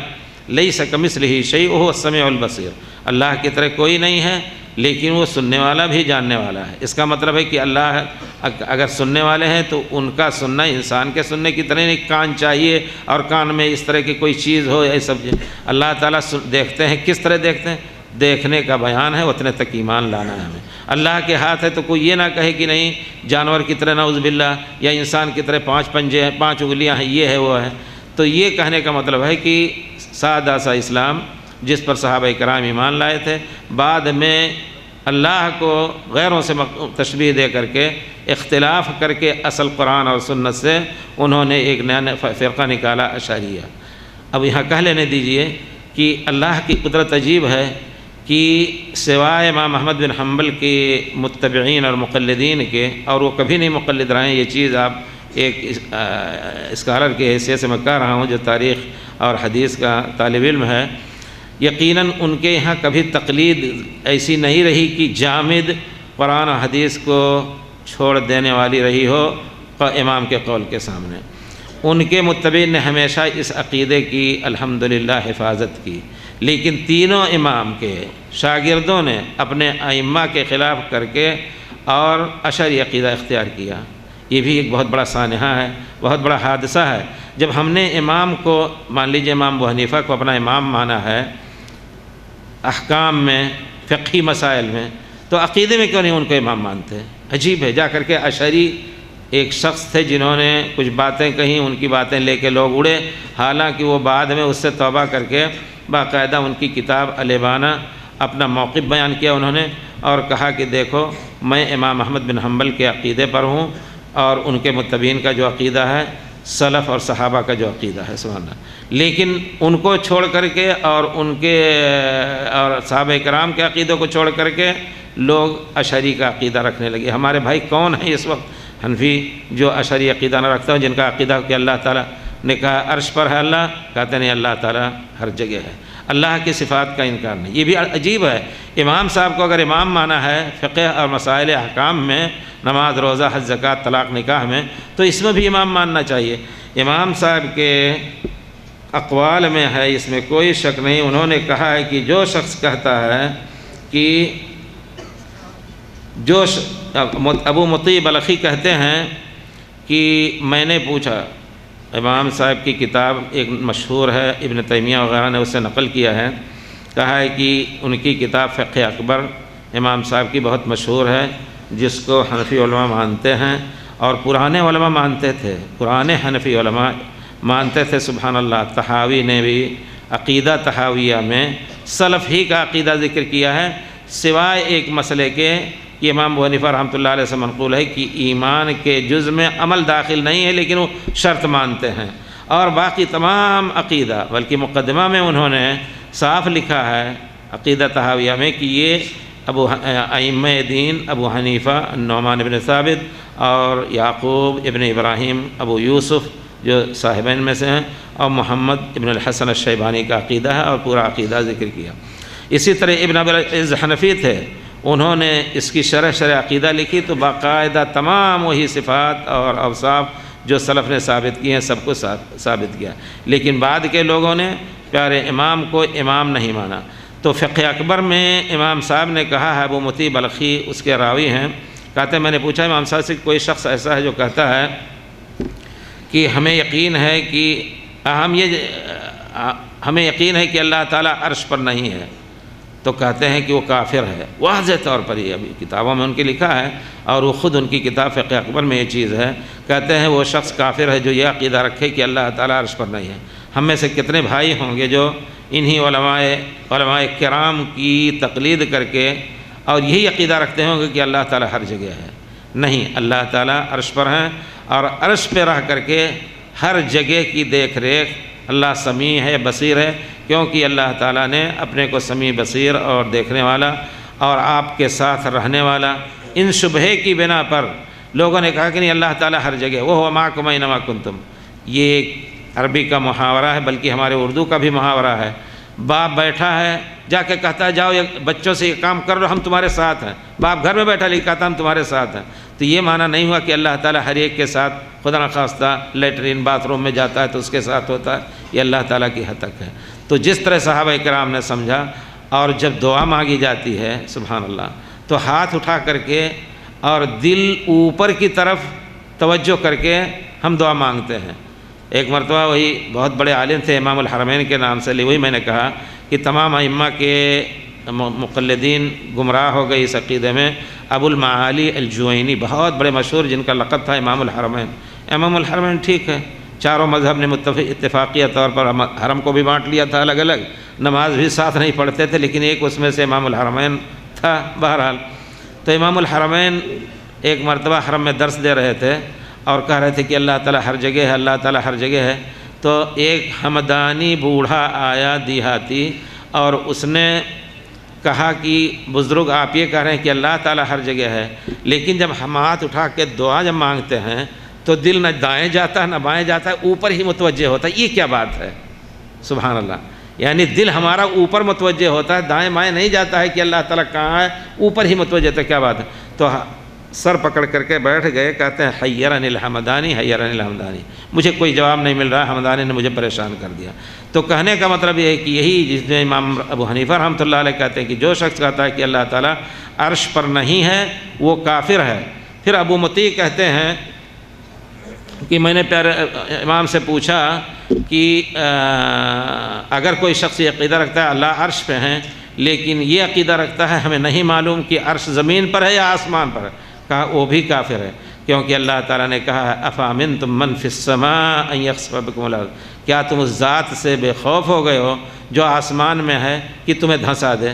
اس نے خود کہا کہ ہم آسمان میں ہیں۔ اب اگر کوئی یہ عقیدہ رکھتا ہے کہ عرش پر ہے، زمین کی چارپائی پہ بیٹھا ہوا ہے یا اور کہیں ہے، تو کہتے ہیں نہیں، اگر وہ یہ عقیدہ نہیں رکھتا کہ اللہ عرش پر ہیں اور آسمان کے اوپر ہیں تو پھر وہ کافر ہے۔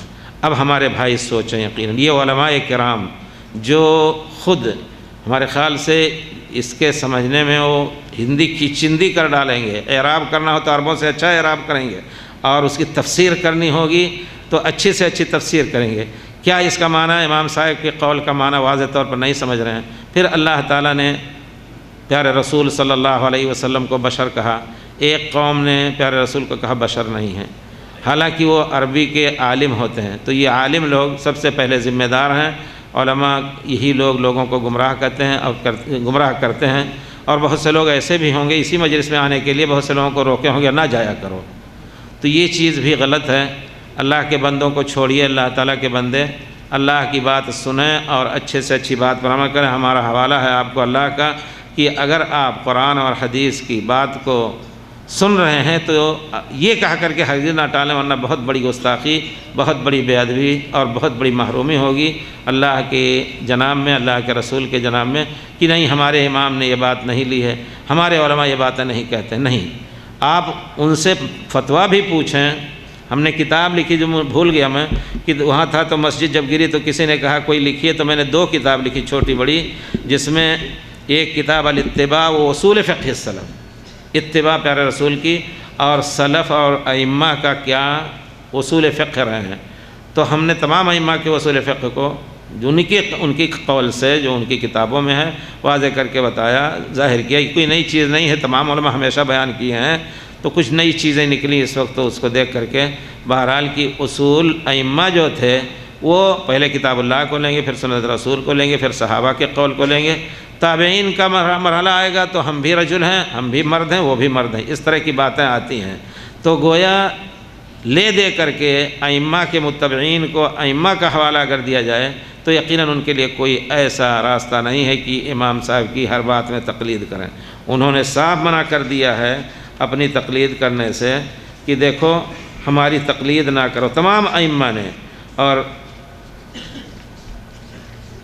امام ابو حنیفہ رحمۃ اللہ علیہ کی خاص حنفی کتابوں میں یہ سب چیزیں واضح طور پر بیان کی گئی ہیں کہ نہیں، ہم جو بات کہہ رہے ہیں ہماری بات پر اس وقت تک عمل نہ کرو جب تک کہ ہماری دلیل تمہیں نہ مل جائے۔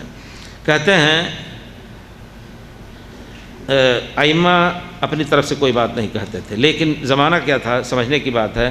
زمانہ یہ تھا کہ اس زمانے میں احادیث صحابہ کرام جہاد کے لیے شام چلے گئے، کوفہ چلے گئے، بصرہ چلے گئے، یمن چلے گئے، تبوک چلے گئے، اور جہاں جہاں پھیل گئے، تو کسی صحابی کے پاس کوئی حدیث رہا کرتی تھی اور کسی صحابی کے پاس کوئی حدیث۔ اب جب وہاں وہ پہنچے تو انہوں نے اپنی معلومات وہاں ان کو دیں، تو ان کو کہا گیا یہ شامی حدیث ہوئی اور یہ حدیث الشامیین ہے یا حدیث البصریین ہے، تو اور دوسرے لوگوں کو حدیث نہیں پہنچے، کیونکہ مواصلات اور ایک دوسرے سے ملنے ملانے اور بات سننے کہنے کا اس زمانے میں تو 1 منٹ کے اندر پوری دنیا میں آپ کی بات پہنچ جائے، لیکن اس زمانے میں مہینوں سفر کرنے کے بعد ایک حدیث کے لیے سفر کیا کرتے تھے، تب جا کر کے پہنچتے تھے۔ تو امام ابو حنیفہ رحمۃ اللہ، امام مالک، امام شافعی، امام مالک رحمۃ اللہ جو مدینے میں گڑھ ہے حدیث اور قرآن کا، وہ کہتے ہیں، عبداللہ ابن وہب کہتے ہیں کہ میں امام صاحب کی مسجد میں بیٹھا تھا، مجلس میں، مسجد رسول میں، ایک آدمی آیا اور کہتا ہے کہ امام صاحب کسی نے کہا ہے کہ انگلیوں کا خلال وضو میں کرنا چاہیے، پاؤں کی اور ہاتھ کی خلال کرنا چاہیے۔ کہتے ہیں نہیں، لیس ذالک علی المسلمین، یہ مسلمین پر واجب نہیں ہے، کیونکہ پیارے رسول سے کوئی تعلیم نہیں ہے۔ ادب دیکھیے عبداللہ ابن وہب کا، کہتے ہیں کہ میرے پاس وہ حدیث مستورد ابن شداد کی ایک حدیث ہے جس میں پیارے رسول کے بارے میں آیا ہے کہ آپ جب وضو کرتے تھے تو داڑھی کا خلال کرتے تھے، وضو کرتے تھے تو انگلیوں کا خلال کرتے تھے۔ تو کہا جب مجلس برخاست ہوئی تو میں نے تنہائی میں، یہ ادب ہے عالم کے سامنے طلبہ کا ادب، کہتے ہیں جب مجلس برخاست ہوئی چپکے سے میں نے کہا امام صاحب آپ نے فرمایا کہ کوئی حدیث نہیں ہے اس کے بارے میں، حدثنا فلان حدثنا فلان۔ مستورد بن شداد صحابی سے کہا کہ انہوں نے کہا میں نے دیکھا ہے پیارے رسول وضو کرتے ہوئے خلال کرتے تھے۔ کہتے تھے دوسری ہی مجلس جب انہوں نے جمائی تو سب سے پہلے انہوں نے اعلان کیا کہ مجھے یہ حدیث ملی، اس وجہ سے وضو کے اندر انگلیوں کا خلال، داڑھی کا خلال یہ سنت ہے۔ دیکھیے اب اس میں عبرت کی بات یہ ہے کہ مدینہ جو بہرحال پیارے رسول کا شہر، سب کچھ اور تمام احادیث کا مرکز وہاں، لیکن حضرت امام مالک وہیں بڑھے پلے سب کچھ، ان کو بھی یہ حدیث نہیں ملی۔ تو کون کہہ سکتا ہے کہ کوفہ میں بیٹھ کر کے امام صاحب کو یا امام شافعی جو مکے میں تھے پھر باہر نکلے تمام احادیث ان کو پہنچی ہوں، یہ کہنا غلط ہو جائے گا۔ اس وجہ سے ائمہ کے اوپر واجب تھا کہ لوگوں کو انتشار انارکی سے بچانے کے لیے اللہ نے ان کو ایک امتیازی ان کی شخصیت کر دی تھی۔ لوگ آ کے پوچھتے تھے تب لوگوں کو ایسے نہ چھوڑیں، وہ قرآن سنت دیکھ کر کے فیصلہ کرتے، نہیں ملتا تو اجتہاد کرتے، لیکن ساتھ ساتھ کہہ جاتے کہ اگر ہماری بات پیارے رسول کے بات کے خلاف پڑے تو اس کو چھوڑ دو۔ اجتہاد بھی ائمہ کا اجتہاد، یہ بھی ایک شرعی حیثیت ہے، مفتی کا اجتہاد کرنا، لیکن شرط ہے کہ قرآن حدیث کی واضح دلیل نہ ہو، لیکن قرآن حدیث کی قریب سے قریب دلیل دیکھ کر کے آدمی قاضی اجتہاد کر سکتا ہے، یہ بھی دلیل ہے۔ تو اس اجتہاد کی صورت میں ان کو اگر صحیح مسئلہ انہوں نے بیان کیا تو 1-2 اجر ملیں گے، اور اگر غلطی بھی ہو گئی تو ان کو 1 اجر ملے گا۔ اللہ تعالیٰ نے وعدہ کیا ہے پیارے رسول کی زبان مبارک سے۔ لیکن ائمہ جو اجتہاد کرتے تھے ان کو کھٹکا لگا رہتا تھا کہ بہت ممکن ہے کہ میرا فتویٰ سنت رسول کے خلاف ہو، اس لیے تاکید کر دیتے تھے کہ جہاں صحیح حدیث مل جائے وہ میرا مذہب ہے، میرے قول کو چھوڑ کر کے اور پیارے رسول کی حدیث لے لو۔ حنفی مذہب کی کتاب حاشیہ ابن عابدین بہت مشہور کتاب ہے، اور دوسری کتابوں میں بھی یہ امام صاحب کا قول ملتا ہے، لفظ اذا صح الحدیث فهو مذہبی، حدیث صحیح ملے تو وہی میرا مذہب ہے، یعنی اگر ہم نے کچھ کہا ہے اس کو چھوڑ کر کے میں اس کو اختیار کروں گا۔ امام شافعی کے بارے میں بھی اسی طرح مستدرک حاکم میں ایک کہتے ہیں کہ حالانکہ امام شافعی کے 100 سال کے بعد آئے، لیکن ان کی کتاب میں لکھا ہے الام میں کسی مسئلے میں، شاید قربانی کے کسی مسئلے میں، لو صح هذا الحديث لقلت به۔ امام مالک نے ایک مسئلہ ہے کہ امام شافعی نے کتنی احادیث کے بارے میں کہا ہے اگر یہ حدیث صحیح ہوتی۔ ہم نے لڑکوں کو یہاں PhD کے لیے تھیسس دی، جس کو ڈھونڈا ہی ہے، جتنے جگہ جہاں انہوں نے کہا کہ اگر یہ حدیث صحیح ہوتی تو ہم اسی کے مطابق فیصلہ دیتے ہیں، تو ایک تھیسس 1200 صفحے کی نکل آئی۔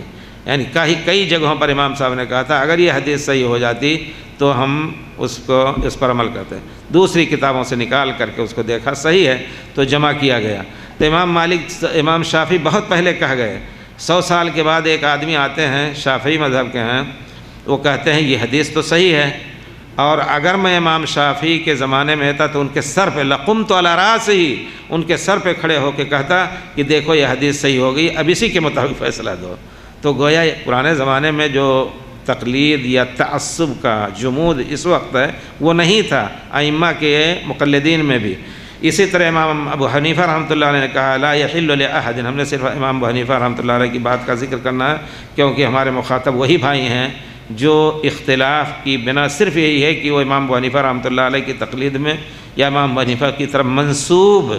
ہم بہت سے ایسے مسائل دیکھتے ہیں، یقیناً امام صاحب کو جب ہم مطالعہ کرتے ہیں دیکھتے ہیں بہت بڑے عظیم آدمی تھے، بڑی عظیم شخصیت ان کی تھی، لیکن لوگوں نے ایسا پیش کیا ہے، ہمارے بھائیوں نے جو مہربان ان کے مقلدین ہیں، ایسا معلوم ہوتا ہے کہ وہ پیارے رسول صلی اللہ علیہ وسلم کے مقابل میں کھڑے تھے۔ نہیں، وہ شخص اللہ سے ڈرنے والا، رات رات تہجد پڑھنے والا، اور ایسی باتیں چھوڑ کے گئے ہیں۔ لیکن اب آپ دیکھیے بات نکلتی جا رہی ہے، ایک مسئلہ ہے کہ اگر کوئی شخص جنگ میں شریک ہوتا ہے گھوڑے کے ساتھ جنگ میں شریک ہوتا ہے، تو گھوڑے اگر وہ غنیمت ملی اس کو، جس کو قتل کیا اور کچھ کیا، تو گھوڑے کو 2 حصہ غنیمت کے مال میں سے، اور اس کو خود جو گھوڑے پر سوار ہو کر کے گھوڑے والا اس کو 1 حصہ ملے گا، یعنی گویا 3 حصے اس کو ملیں گے۔ اب آپ دیکھیں حدیث صحیح بخاری شریف کی روایت ہے سب کچھ، لیکن سیرہ اوزائی وغیرہ میں ذکر کیا ہے کہ امام ابو حنیفہ رحمۃ اللہ علیہ کہتے ہیں کہ نہیں، گھوڑے کا 1 حصہ اور آدمی کا 1 حصہ، اس کو 2 ہی حصہ ملنا ہے۔ اب یہ تصور اور تصویر ہم یقین نہیں کرتے کہ یہ صحیح ثابت بھی ہوگی یہ بات امام ابو حنیفہ رحمۃ اللہ علیہ سے۔ کہتے ہیں کہ نہیں، گھوڑے کو 2 حصہ، یعنی کہ پیارے رسول کہیں 1000 کہیں ہم 2 ہی دیں گے، پیارے رسول نے 3 حصہ دینے کو کہا ہے۔ اچھا، پھر اس کے بعد آگے جو کہا ہے، کہتے ہیں انا ما وفضل البہیمۃ علی الآدمی، گھوڑے کو آدمی کے اوپر ہم فضیلت دے دیں، آدمی کو 1 حصہ ملے اور گھوڑے کو 2 حصہ ملے۔ اب آپ سوچیے یہ قیاس اگر ایسا ہے تو، اور امام ابو حنیفہ نے یہ کہا ہے، تو امام ابو حنیفہ کی شان میں بہت کچھ بدظنی کی جا سکتی ہے، لیکن آپ یقین سمجھیں کہ اگر اس کی تحقیق کی جائے تو یہ چیز ثابت نہیں ہو سکتی امام ابو حنیفہ سے، لیکن لوگ اپنی کتابوں میں، فقہ کی کتابوں میں اسی کو ترجیح دیتے ہیں۔ اگر ہم خود اگر امام ابو حنیفہ رحمۃ اللہ علیہ کے زمانے میں ہوتے تو ان کے پاؤں کو چوم کر کے کہتے ہیں امام صاحب اگر آپ گھوڑے کو آدمی کے اوپر فضیلت دے کر کے 1 حصہ دے رہے ہیں، فضیلت نہ دے کر کے کہتے ہیں ہم فضیلت نہیں دیں گے، 2 حصہ اس کو دیں، آدمی کو 1 دیں، تو آدمی کو گھوڑے کے برابر یا گھوڑے کو آدمی کے برابر کیوں کر رہے ہیں؟ یہ بھی تو عقل کی بات نہیں ہے۔ یعنی یہ بھی تو ایک بات ہوئی کہ گھوڑے کے برابر آدمی کو کر دیا جائے یا آدمی کے برابر گھوڑے کو دیا، اس کو 8 حصوں میں 1 حصہ دینا چاہیے۔ تو جب عقل کی یا قیاس کی بات رہتی تو امام صاحب سے لڑ سکتے تھے، لیکن ایسا تصور امام صاحب کا پیش کرنا غلط ہے۔ ہم جب ان کا ترجمہ پڑھتے ہیں تو وہ دیکھتے ہیں کہ وہ بالکل بری ہیں، اپنے غلطی کرتے تھے، اس میں کوئی شک نہیں، لیکن ان کو غلطی پر اجر، لیکن وہ بار بار انہوں نے تاکید کر دی ہے لا یحل لأحد ان یاخذ بقولنا ما لم یعلم من این اخذناہ، کسی کے لیے جائز نہیں کہ ہمارے قول کو بغیر دلیل کے لے، جہاں سے ہم نے لیا ہے اس دلیل کو لے کر کے تب کہے۔ اور پھر اس کے بعد کہتے ہیں کہ ایک دوسری روایت فرماتے ہیں حرام ہے الا من لم یعرف دلیلی، جو میری دلیل کو نہیں جانتا ہے، ان یفتی بکلامی، میرے کلام کے مطابق فیصلہ دے، دلیل جان لے تبھی فیصلہ دے۔ ایسے ہی منقول ہے کہ امام صاحب یہ کہہ رہے ہیں، اس کے مطابق فیصلہ دینا جائز نہیں ہے۔ تیسری روایت میں کہتے ہیں کیونکہ ہم بشر ہیں، ایک بات آج کہہ کر کے کل اس سے ہم واپس ہو سکتے ہیں۔ ایک اور روایت میں ہے اپنے شاگرد ابو یوسف یعقوب بن ابراہیم جو بڑے، بلکہ ان کو شیخین کہا جاتا ہے امام ابو حنیفہ کے ساتھ فقہ حنفی میں، ان کی روایت ہے وَيْحَكَ، کہتے ہیں وَيْحَكَ یا یعقوب، اے یعقوب لا تکتب عنی کل ما تسمع، ہر چیز جو مجھ سے سنتے ہو اس کو لکھو نہیں، فَإِنِّي أَرَى الرَّأْيَ الْيَوْمَ، آج ایک رائے میرے ذہن میں آئے گی، کل اس کو چھوڑ کر کے دوسری رائے قائم کر سکتا ہوں۔ دیکھیں کتنی واضح باتیں ہیں۔ پھر آپ نے اور فرمایا اذا قلت قولا يخالف کتاب اللہ و خبر الرسول فاترکوا قولی، میں اگر کوئی بات کہہ رہا ہوں پیارے رسول اللہ کے کلام کے خلاف یا اللہ کے رسول کی بات کے خلاف ہو تو میری بات کو چھوڑ دو۔ اسی طرح اور دوسرے ائمہ میں نے بھی یقیناً ان سب تاکید کی ہے۔ اس وجہ سے تقلید کی بنا پر جو کچھ اختلاف ہو رہا ہے عقیدے میں یا پھر احکام اور فقہ میں، یقیناً اس کی بنا صرف یہی ہے کہ کتاب اللہ اور سنت رسول اور اپنے ائمہ کی تاکیدات کو ہم نے چھوڑ دیا ہے۔ علاج یہی ہے کہ ہم کتاب اللہ سنت رسول کی طرف لوٹ رہے ہیں۔ امام ابو حنیفہ رحمۃ اللہ علیہ ہم کہتے ہیں کہ ان کا طریقۂ عمل، طریقۂ فقہ، طریقۂ فکر وہ اہل حدیث اور محدثین کا فکر تھا۔ وہ ہمیشہ یہی کہتے تھے کہ جب حدیث صحیح ثابت ہو تو پھر ہماری حدیث کو تم پیارے رسول کی حدیث کو ہماری بات کو چھوڑ دو۔ اور اپنے شاگردوں کو اسی طرح تربیت دی تھی انہوں نے کہ ابو یوسف رحمۃ اللہ علیہ اور محمد رحمۃ اللہ علیہ کے بارے میں مشہور ہے واضح طور پر کہ انہوں نے 2/3 امام صاحب کے پورے قول میں سے 2/3 قول کا اختلاف کیا ہے، ان کی موافقت نہیں کی ہے، اور کتابوں میں خود ہے، کہتے ہیں کبھی کبھی کہتے ہیں کہ اس میں امام ابو حنیفہ رحمۃ اللہ علیہ کا قول یہ ہے، امام یوسف کا قول یہ ہے، والفتویٰ علی قول ابی یوسف، امام ابی یوسف کے قول پر فتویٰ ہے۔ اسی طرح امام ابو یوسف کہتے ہیں کہ امام ابو حنیفہ رحمۃ اللہ علیہ کو جو مجھے حدیث ملی ہے، اگر یہ حدیث امام صاحب کو مل جاتی تو جس طرح میں اس حدیث کے مطابق فیصلہ دیتا ہوں وہ بھی اسی طرح فیصلہ کرتے۔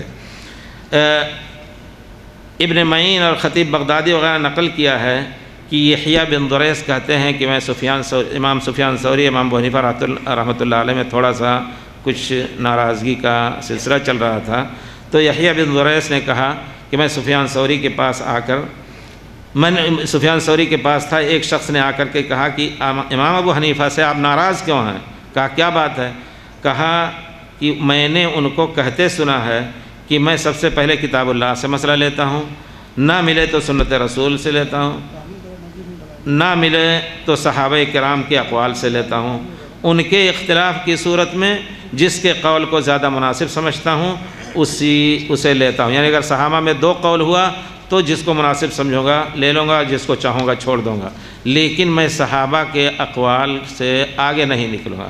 اگر صحابہ میں صرف ایک قول مشہور ہے تو اس کو ہم چھوڑ کر کے اپنی رائے نہیں قائم کریں گے، اگر 2 صحابی آپس میں مختلف ہیں تو دیکھیں گے کہ کون سا مسئلہ زیادہ آسان اور دلیل کے قریب ہے، اس کو لوں گا۔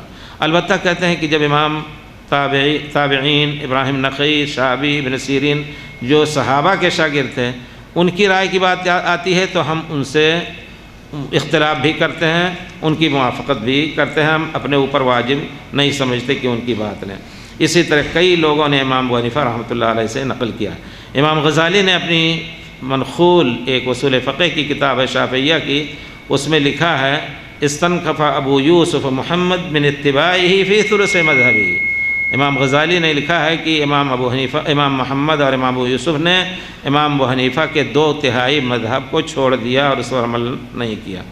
تو گویا جس سے معلوم ہوتا ہے کہ امام صاحب اپنے شاگردوں کو، اپنے مقلدین کو خالص مقلد نہیں بنانا چاہتے تھے اور نہ اس طرح کی تربیت دیتے تھے۔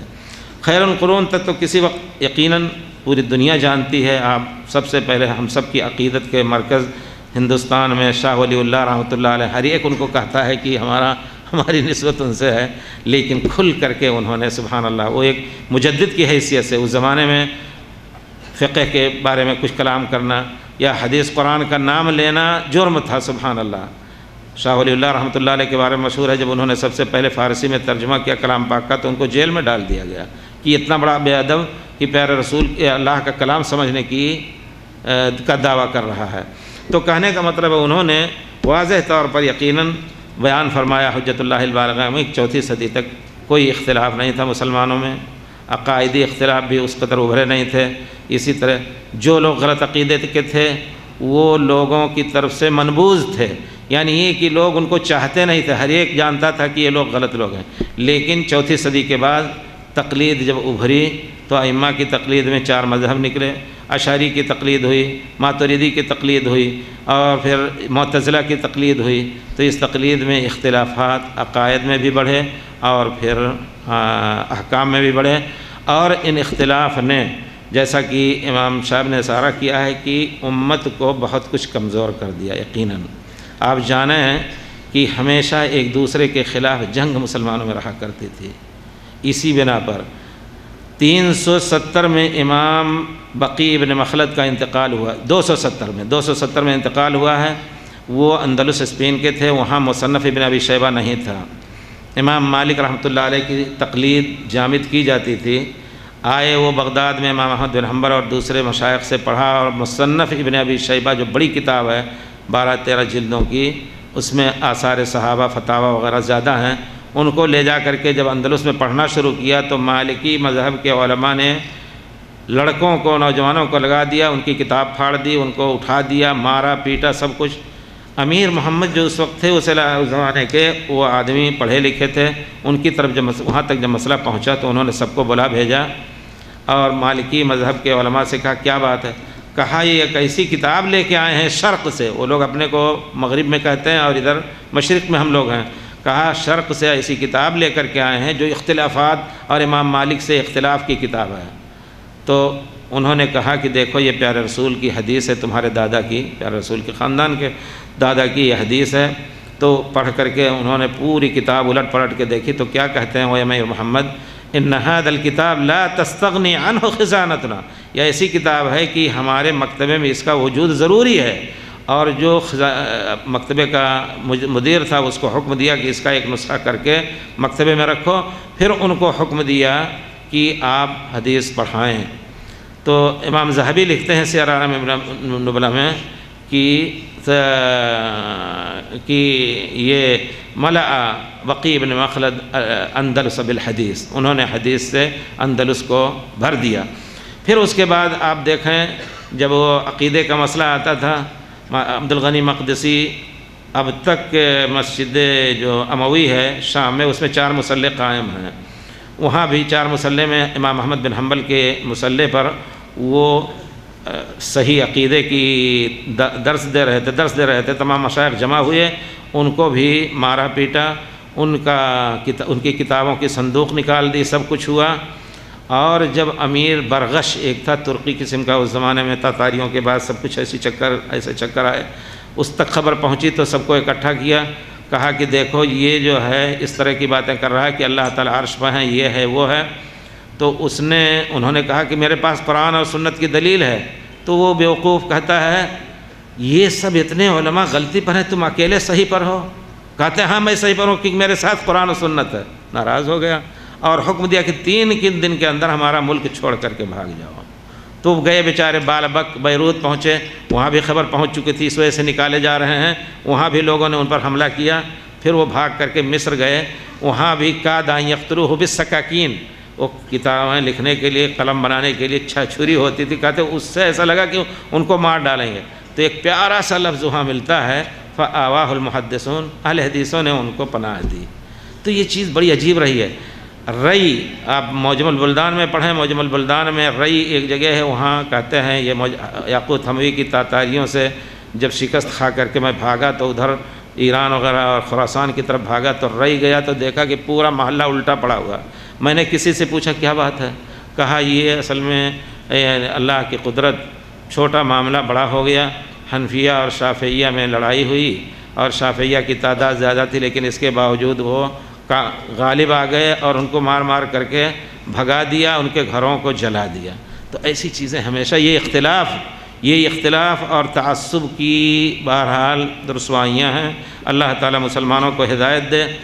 اور اس پہ اتحاد 2 ٹوک کی بات یہی ہے، جیسے کہ آیت میں 3 جز ہے اطیعوا اللہ واطیعوا الرسول اولي الامر منکم فإن تنازعتم فی شیء فردوہ الی اللہ والرسول۔ یہ قیمتی بات میں ابن تیمیہ رحمۃ اللہ علیہ کی بتانا چاہتا ہوں آپ لوگوں کو۔ انہوں نے ابن قیم نے نقل کیا ہے ان سے، کہتے ہیں کہ میرے پاس ایک حنفی عالم آئے، امام ابن تیمیہ کہتے ہیں میرے پاس ایک حنفی مفتی آئے، انہوں نے کہا کہ میں اپنا مذہب بدلنا چاہتا ہوں۔ کہا کون سا مذہب؟ کہا حنفی مذہب سے شافعی ہونا چاہتا ہوں۔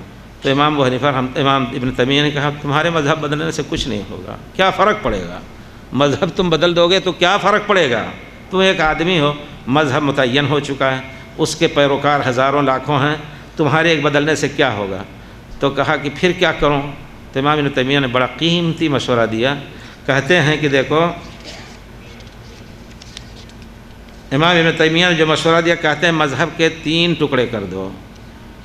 اعلام الموقعین میں نقل کیا انہوں نے کہ مذہب کے 3 ٹکڑے کر دو، ایک ٹکڑا وہ کہ جو حدیث سے موافق ہو اس کے مطابق تم فیصلہ دو، فتویٰ دو۔ دوسرا ٹکڑا جو حدیث کے خلاف ہو، دلیل اور صحابہ کرام کے فتویٰ کے خلاف ہو، تو چاہو تو اس کے خلاف فتویٰ دو، چاہے تو ہمت نہ ہو تو چپ ہو جاؤ۔ اور تیسرا ٹکڑا وہ ہے کہ جو جس میں کوئی دلیل نہیں ملتی ہے، اس میں بھی اگر چاہو تو اجتہاد کرو، چاہو تو چپ رہو۔ گویا ایک ہی شکل میں ان کو فتویٰ دینے کا انہوں نے کہا کہ جو واضح طور پر قرآن حدیث کے موافق ہے، اس میں کوئی شک نہیں کہ مذہب میں موافق بھی ہے اور مخالف بھی ہیں اقوال، تو جو موافق ہے اس کے مطابق فیصلہ دو، اور جو مخالف ہے اس کو چھوڑ دو قطعاً، اور جس کی دلیل نہیں مل رہی ہے اس میں بھی چاہو تو اجتہاد کر کے فتویٰ دو، نہیں تو چپ رہو۔ انہوں نے کہا جزاک اللہ خیر، تو میں اپنے مذہب پہ رہوں گا۔ تو ہماری گزارش ہے ہمارے بھائیوں سے، علماء سے تو کوئی امید نہیں جو پڑھ کر کے یقیناً ہم وہ کہتے ہیں ان کا دل کاٹ اور کٹھور ہو جاتا ہے، بالکل سخت ہو جاتا ہے، وہ بدلتے نہیں، لیکن عوام الحمدللہ سمجھتے ہیں۔ اللہ تعالیٰ نے، ہم 2 ٹوکے ہی کہتے ہیں کہ اللہ تعالیٰ نے ہمیں پیارے رسول صلی اللہ علیہ وسلم کے آنے کے بعد صرف اپنی عبادت اور پیارے رسول کی اطاعت کے لیے پیدا کیا، کسی اور کو یہ اطاعت مطلقہ نہ دیا جائے، اور پھر اللہ سے ڈر کر کے قیامت کا خیال کر کے کہ اللہ کے سامنے ہمیں کھڑا ہونا ہے، صحیح دین کی تلاش کریں، اور جب ہم کسی سے مسئلہ پوچھیں تو یہ کہیں کہ ہمیں صحیح مسئلہ دو۔ کتنے لوگ آتے ہیں پوچھتے ہیں کہ ہم یہ ہوا، ہم عمرے میں ایسا کر رہے ہیں، تو جب فتویٰ دیتے ہیں تو کہتے ہیں کہ یہ حنفی مذہب کے مطابق ہے۔ میں نے کہا نہیں، حنفی مذہب کے مطابق نہیں، قرآن حدیث کے مطابق ہے۔ تو کہا یہاں کوئی نہیں ہے حنفی مذہب کا فتویٰ دینے والا؟ ہم نے کہا بتاؤ حنفی مذہب میں ہے کہ آپ جا کر کے دم دو۔ اب وہ بھاری پڑ جاتا ہے ان کو، ہم کہتے ہیں دم نہیں ہے، لیکن کہتے ہیں حنفی مذہب میں دم ہے، جاؤ دو۔ تو مسئلہ اس طرح کا ہے، لوگ اسی کا نام لیتے ہیں۔ اس طرح کا فتویٰ کا سوال کرنا کہ ہمیں فلاں مذہب پہ دو، یقیناً جائز نہیں ہے کسی مسلمان کے لیے۔ اور دوسری بات ایک سمجھ لیجیے آپ کہ اگر کہا جاتا ہے ہمارے علماء کہتے ہیں کہ 4 مذہب میں سے کسی امام کی تقلید واجب ہے، اگر واجب ہوتی تو اللہ تعالیٰ بیان کر جاتے ہیں۔ پیارے رسول نے ہر چیز کی خبر دے دی، یہاں تک کہ جو آنے والی چیز ہے قیامت تک، جو بڑے بڑے حوادث ہونے والے ہیں ان کی خبر دی، اور فتنہ ہونے والا ہے، جنگ ہوگی مسلمانوں میں کی رومیوں سے، مدینے سے آگ نکلے گی، اور پھر ایک زمانہ آئے گا کہ مدینۃ الرسول، صحیح مسلم کی روایت ہے کہ مدینۃ الرسول کو چھوڑ کر کے سب نکل جائیں گے، یہاں تک کہ مسجد نبوی کے کھمبوں کے ساتھ بھیڑیے بیٹھیں گے۔ ان سب چیزوں کی خبر دی، دجال آئے گا، دابۃ الارض نکلے گا، سب کچھ کی خبر دی پیارے رسول نے۔ پھر اور ایک چیز بتاؤں، کیوں نہیں اگر واجب تھا کہ 4 اماموں میں سے کسی ایک کی تقلید واجب ہے، کیوں اللہ پیارے کے رسول بتا نہیں گئے؟ کیا اللہ نے خیانت کی خدا نخواستہ، یا پیارے رسول نے خیانت کی؟ اور کلام پاک کی آیت جھوٹ ثابت ہو رہی ہے، الیوم اکملت لکم دینکم۔ اچھا ایک چیز اور سوچیں، میں نے کہیں نہیں دیکھی، یہ استدلال نہیں دیکھا، لیکن ذہن میں یہ چیز ابھری۔ ایک ذات تھی اویس قرنی رحمۃ اللہ علیہ، یمن کے تھے، پیارے رسول کو ان کی خبر نہیں تھی، اللہ تعالیٰ نے وحی کے ذریعے بتایا کہ یمن میں ایک ذات ہے، ایک شخص ہے جن کا نام اویس قرنی، ان کو برس کی بیماری پورے جسم میں تھی، اتنا نیک آدمی، اس نیک آدمی اور اس کی ماں کی دعا سے اس کا برس ختم ہو گیا، تھوڑا سا رہ گیا ہے یاد دلانے کے لیے ان کو، تھوڑا سا ناف کے پاس، اور وہ اپنی والدہ کی خدمت کی وجہ سے میرے پاس نہیں آ سکے۔ بڑے تھے، اگر آ جاتے پیارے رسول کے دست مبارک میں اپنا ہاتھ ڈال دیتے تو صحابی کا لقب ملتا، لیکن ماں کی خدمت کی وجہ سے نہیں آئے۔ حضرت عمر سے کہا یا عمر، جب وہ آئیں ایک روایت میں ہے کہ مجھے میرا سلام ان کو کہنا، اور پھر ان سے فَإِنِ اسْتَطَعْتَ أَن يَسْتَغْفِرَ لَكَ فَلْيَفْعَلْ، اگر ان سے تم استغفار کہہ دو کہ ہمارے لیے اللہ سے مغفرت طلب کر دو تو اچھا ہے۔ تو ڈھونڈتے رہے عمر رضی اللہ عنہ، حضرت ابوبکر کے زمانے میں بھی ڈھونڈتے رہے، پھر جب ان کی خلافت آئی پھر بھی ڈھونڈتے رہے۔ ان کی خلافت میں ایک قافلہ آیا تو پوچھا ان سے کہ تم میں سے کوئی اویس قرنی ہے؟ کہا ہاں فلاں ہیں۔ کہا مراد شاخ کے ہو، قرن قبیلے کے مراد شاہ کے؟ کہا تمہیں بیماری تھی برس کی؟ کہا ہاں۔ کہا تمہاری ماں بوڑھی تھی؟ جی ہاں۔ تو کہا تم ہی ہو پیارے رسول نے جس کے آنے کی خبر دی تھی اور کہا تھا کہ تم دعا کی طلب کرنا، میں تم سے دعا کی طلب کر رہا ہوں، فاستغفر لی، میرے لیے دعا استغفار کیا۔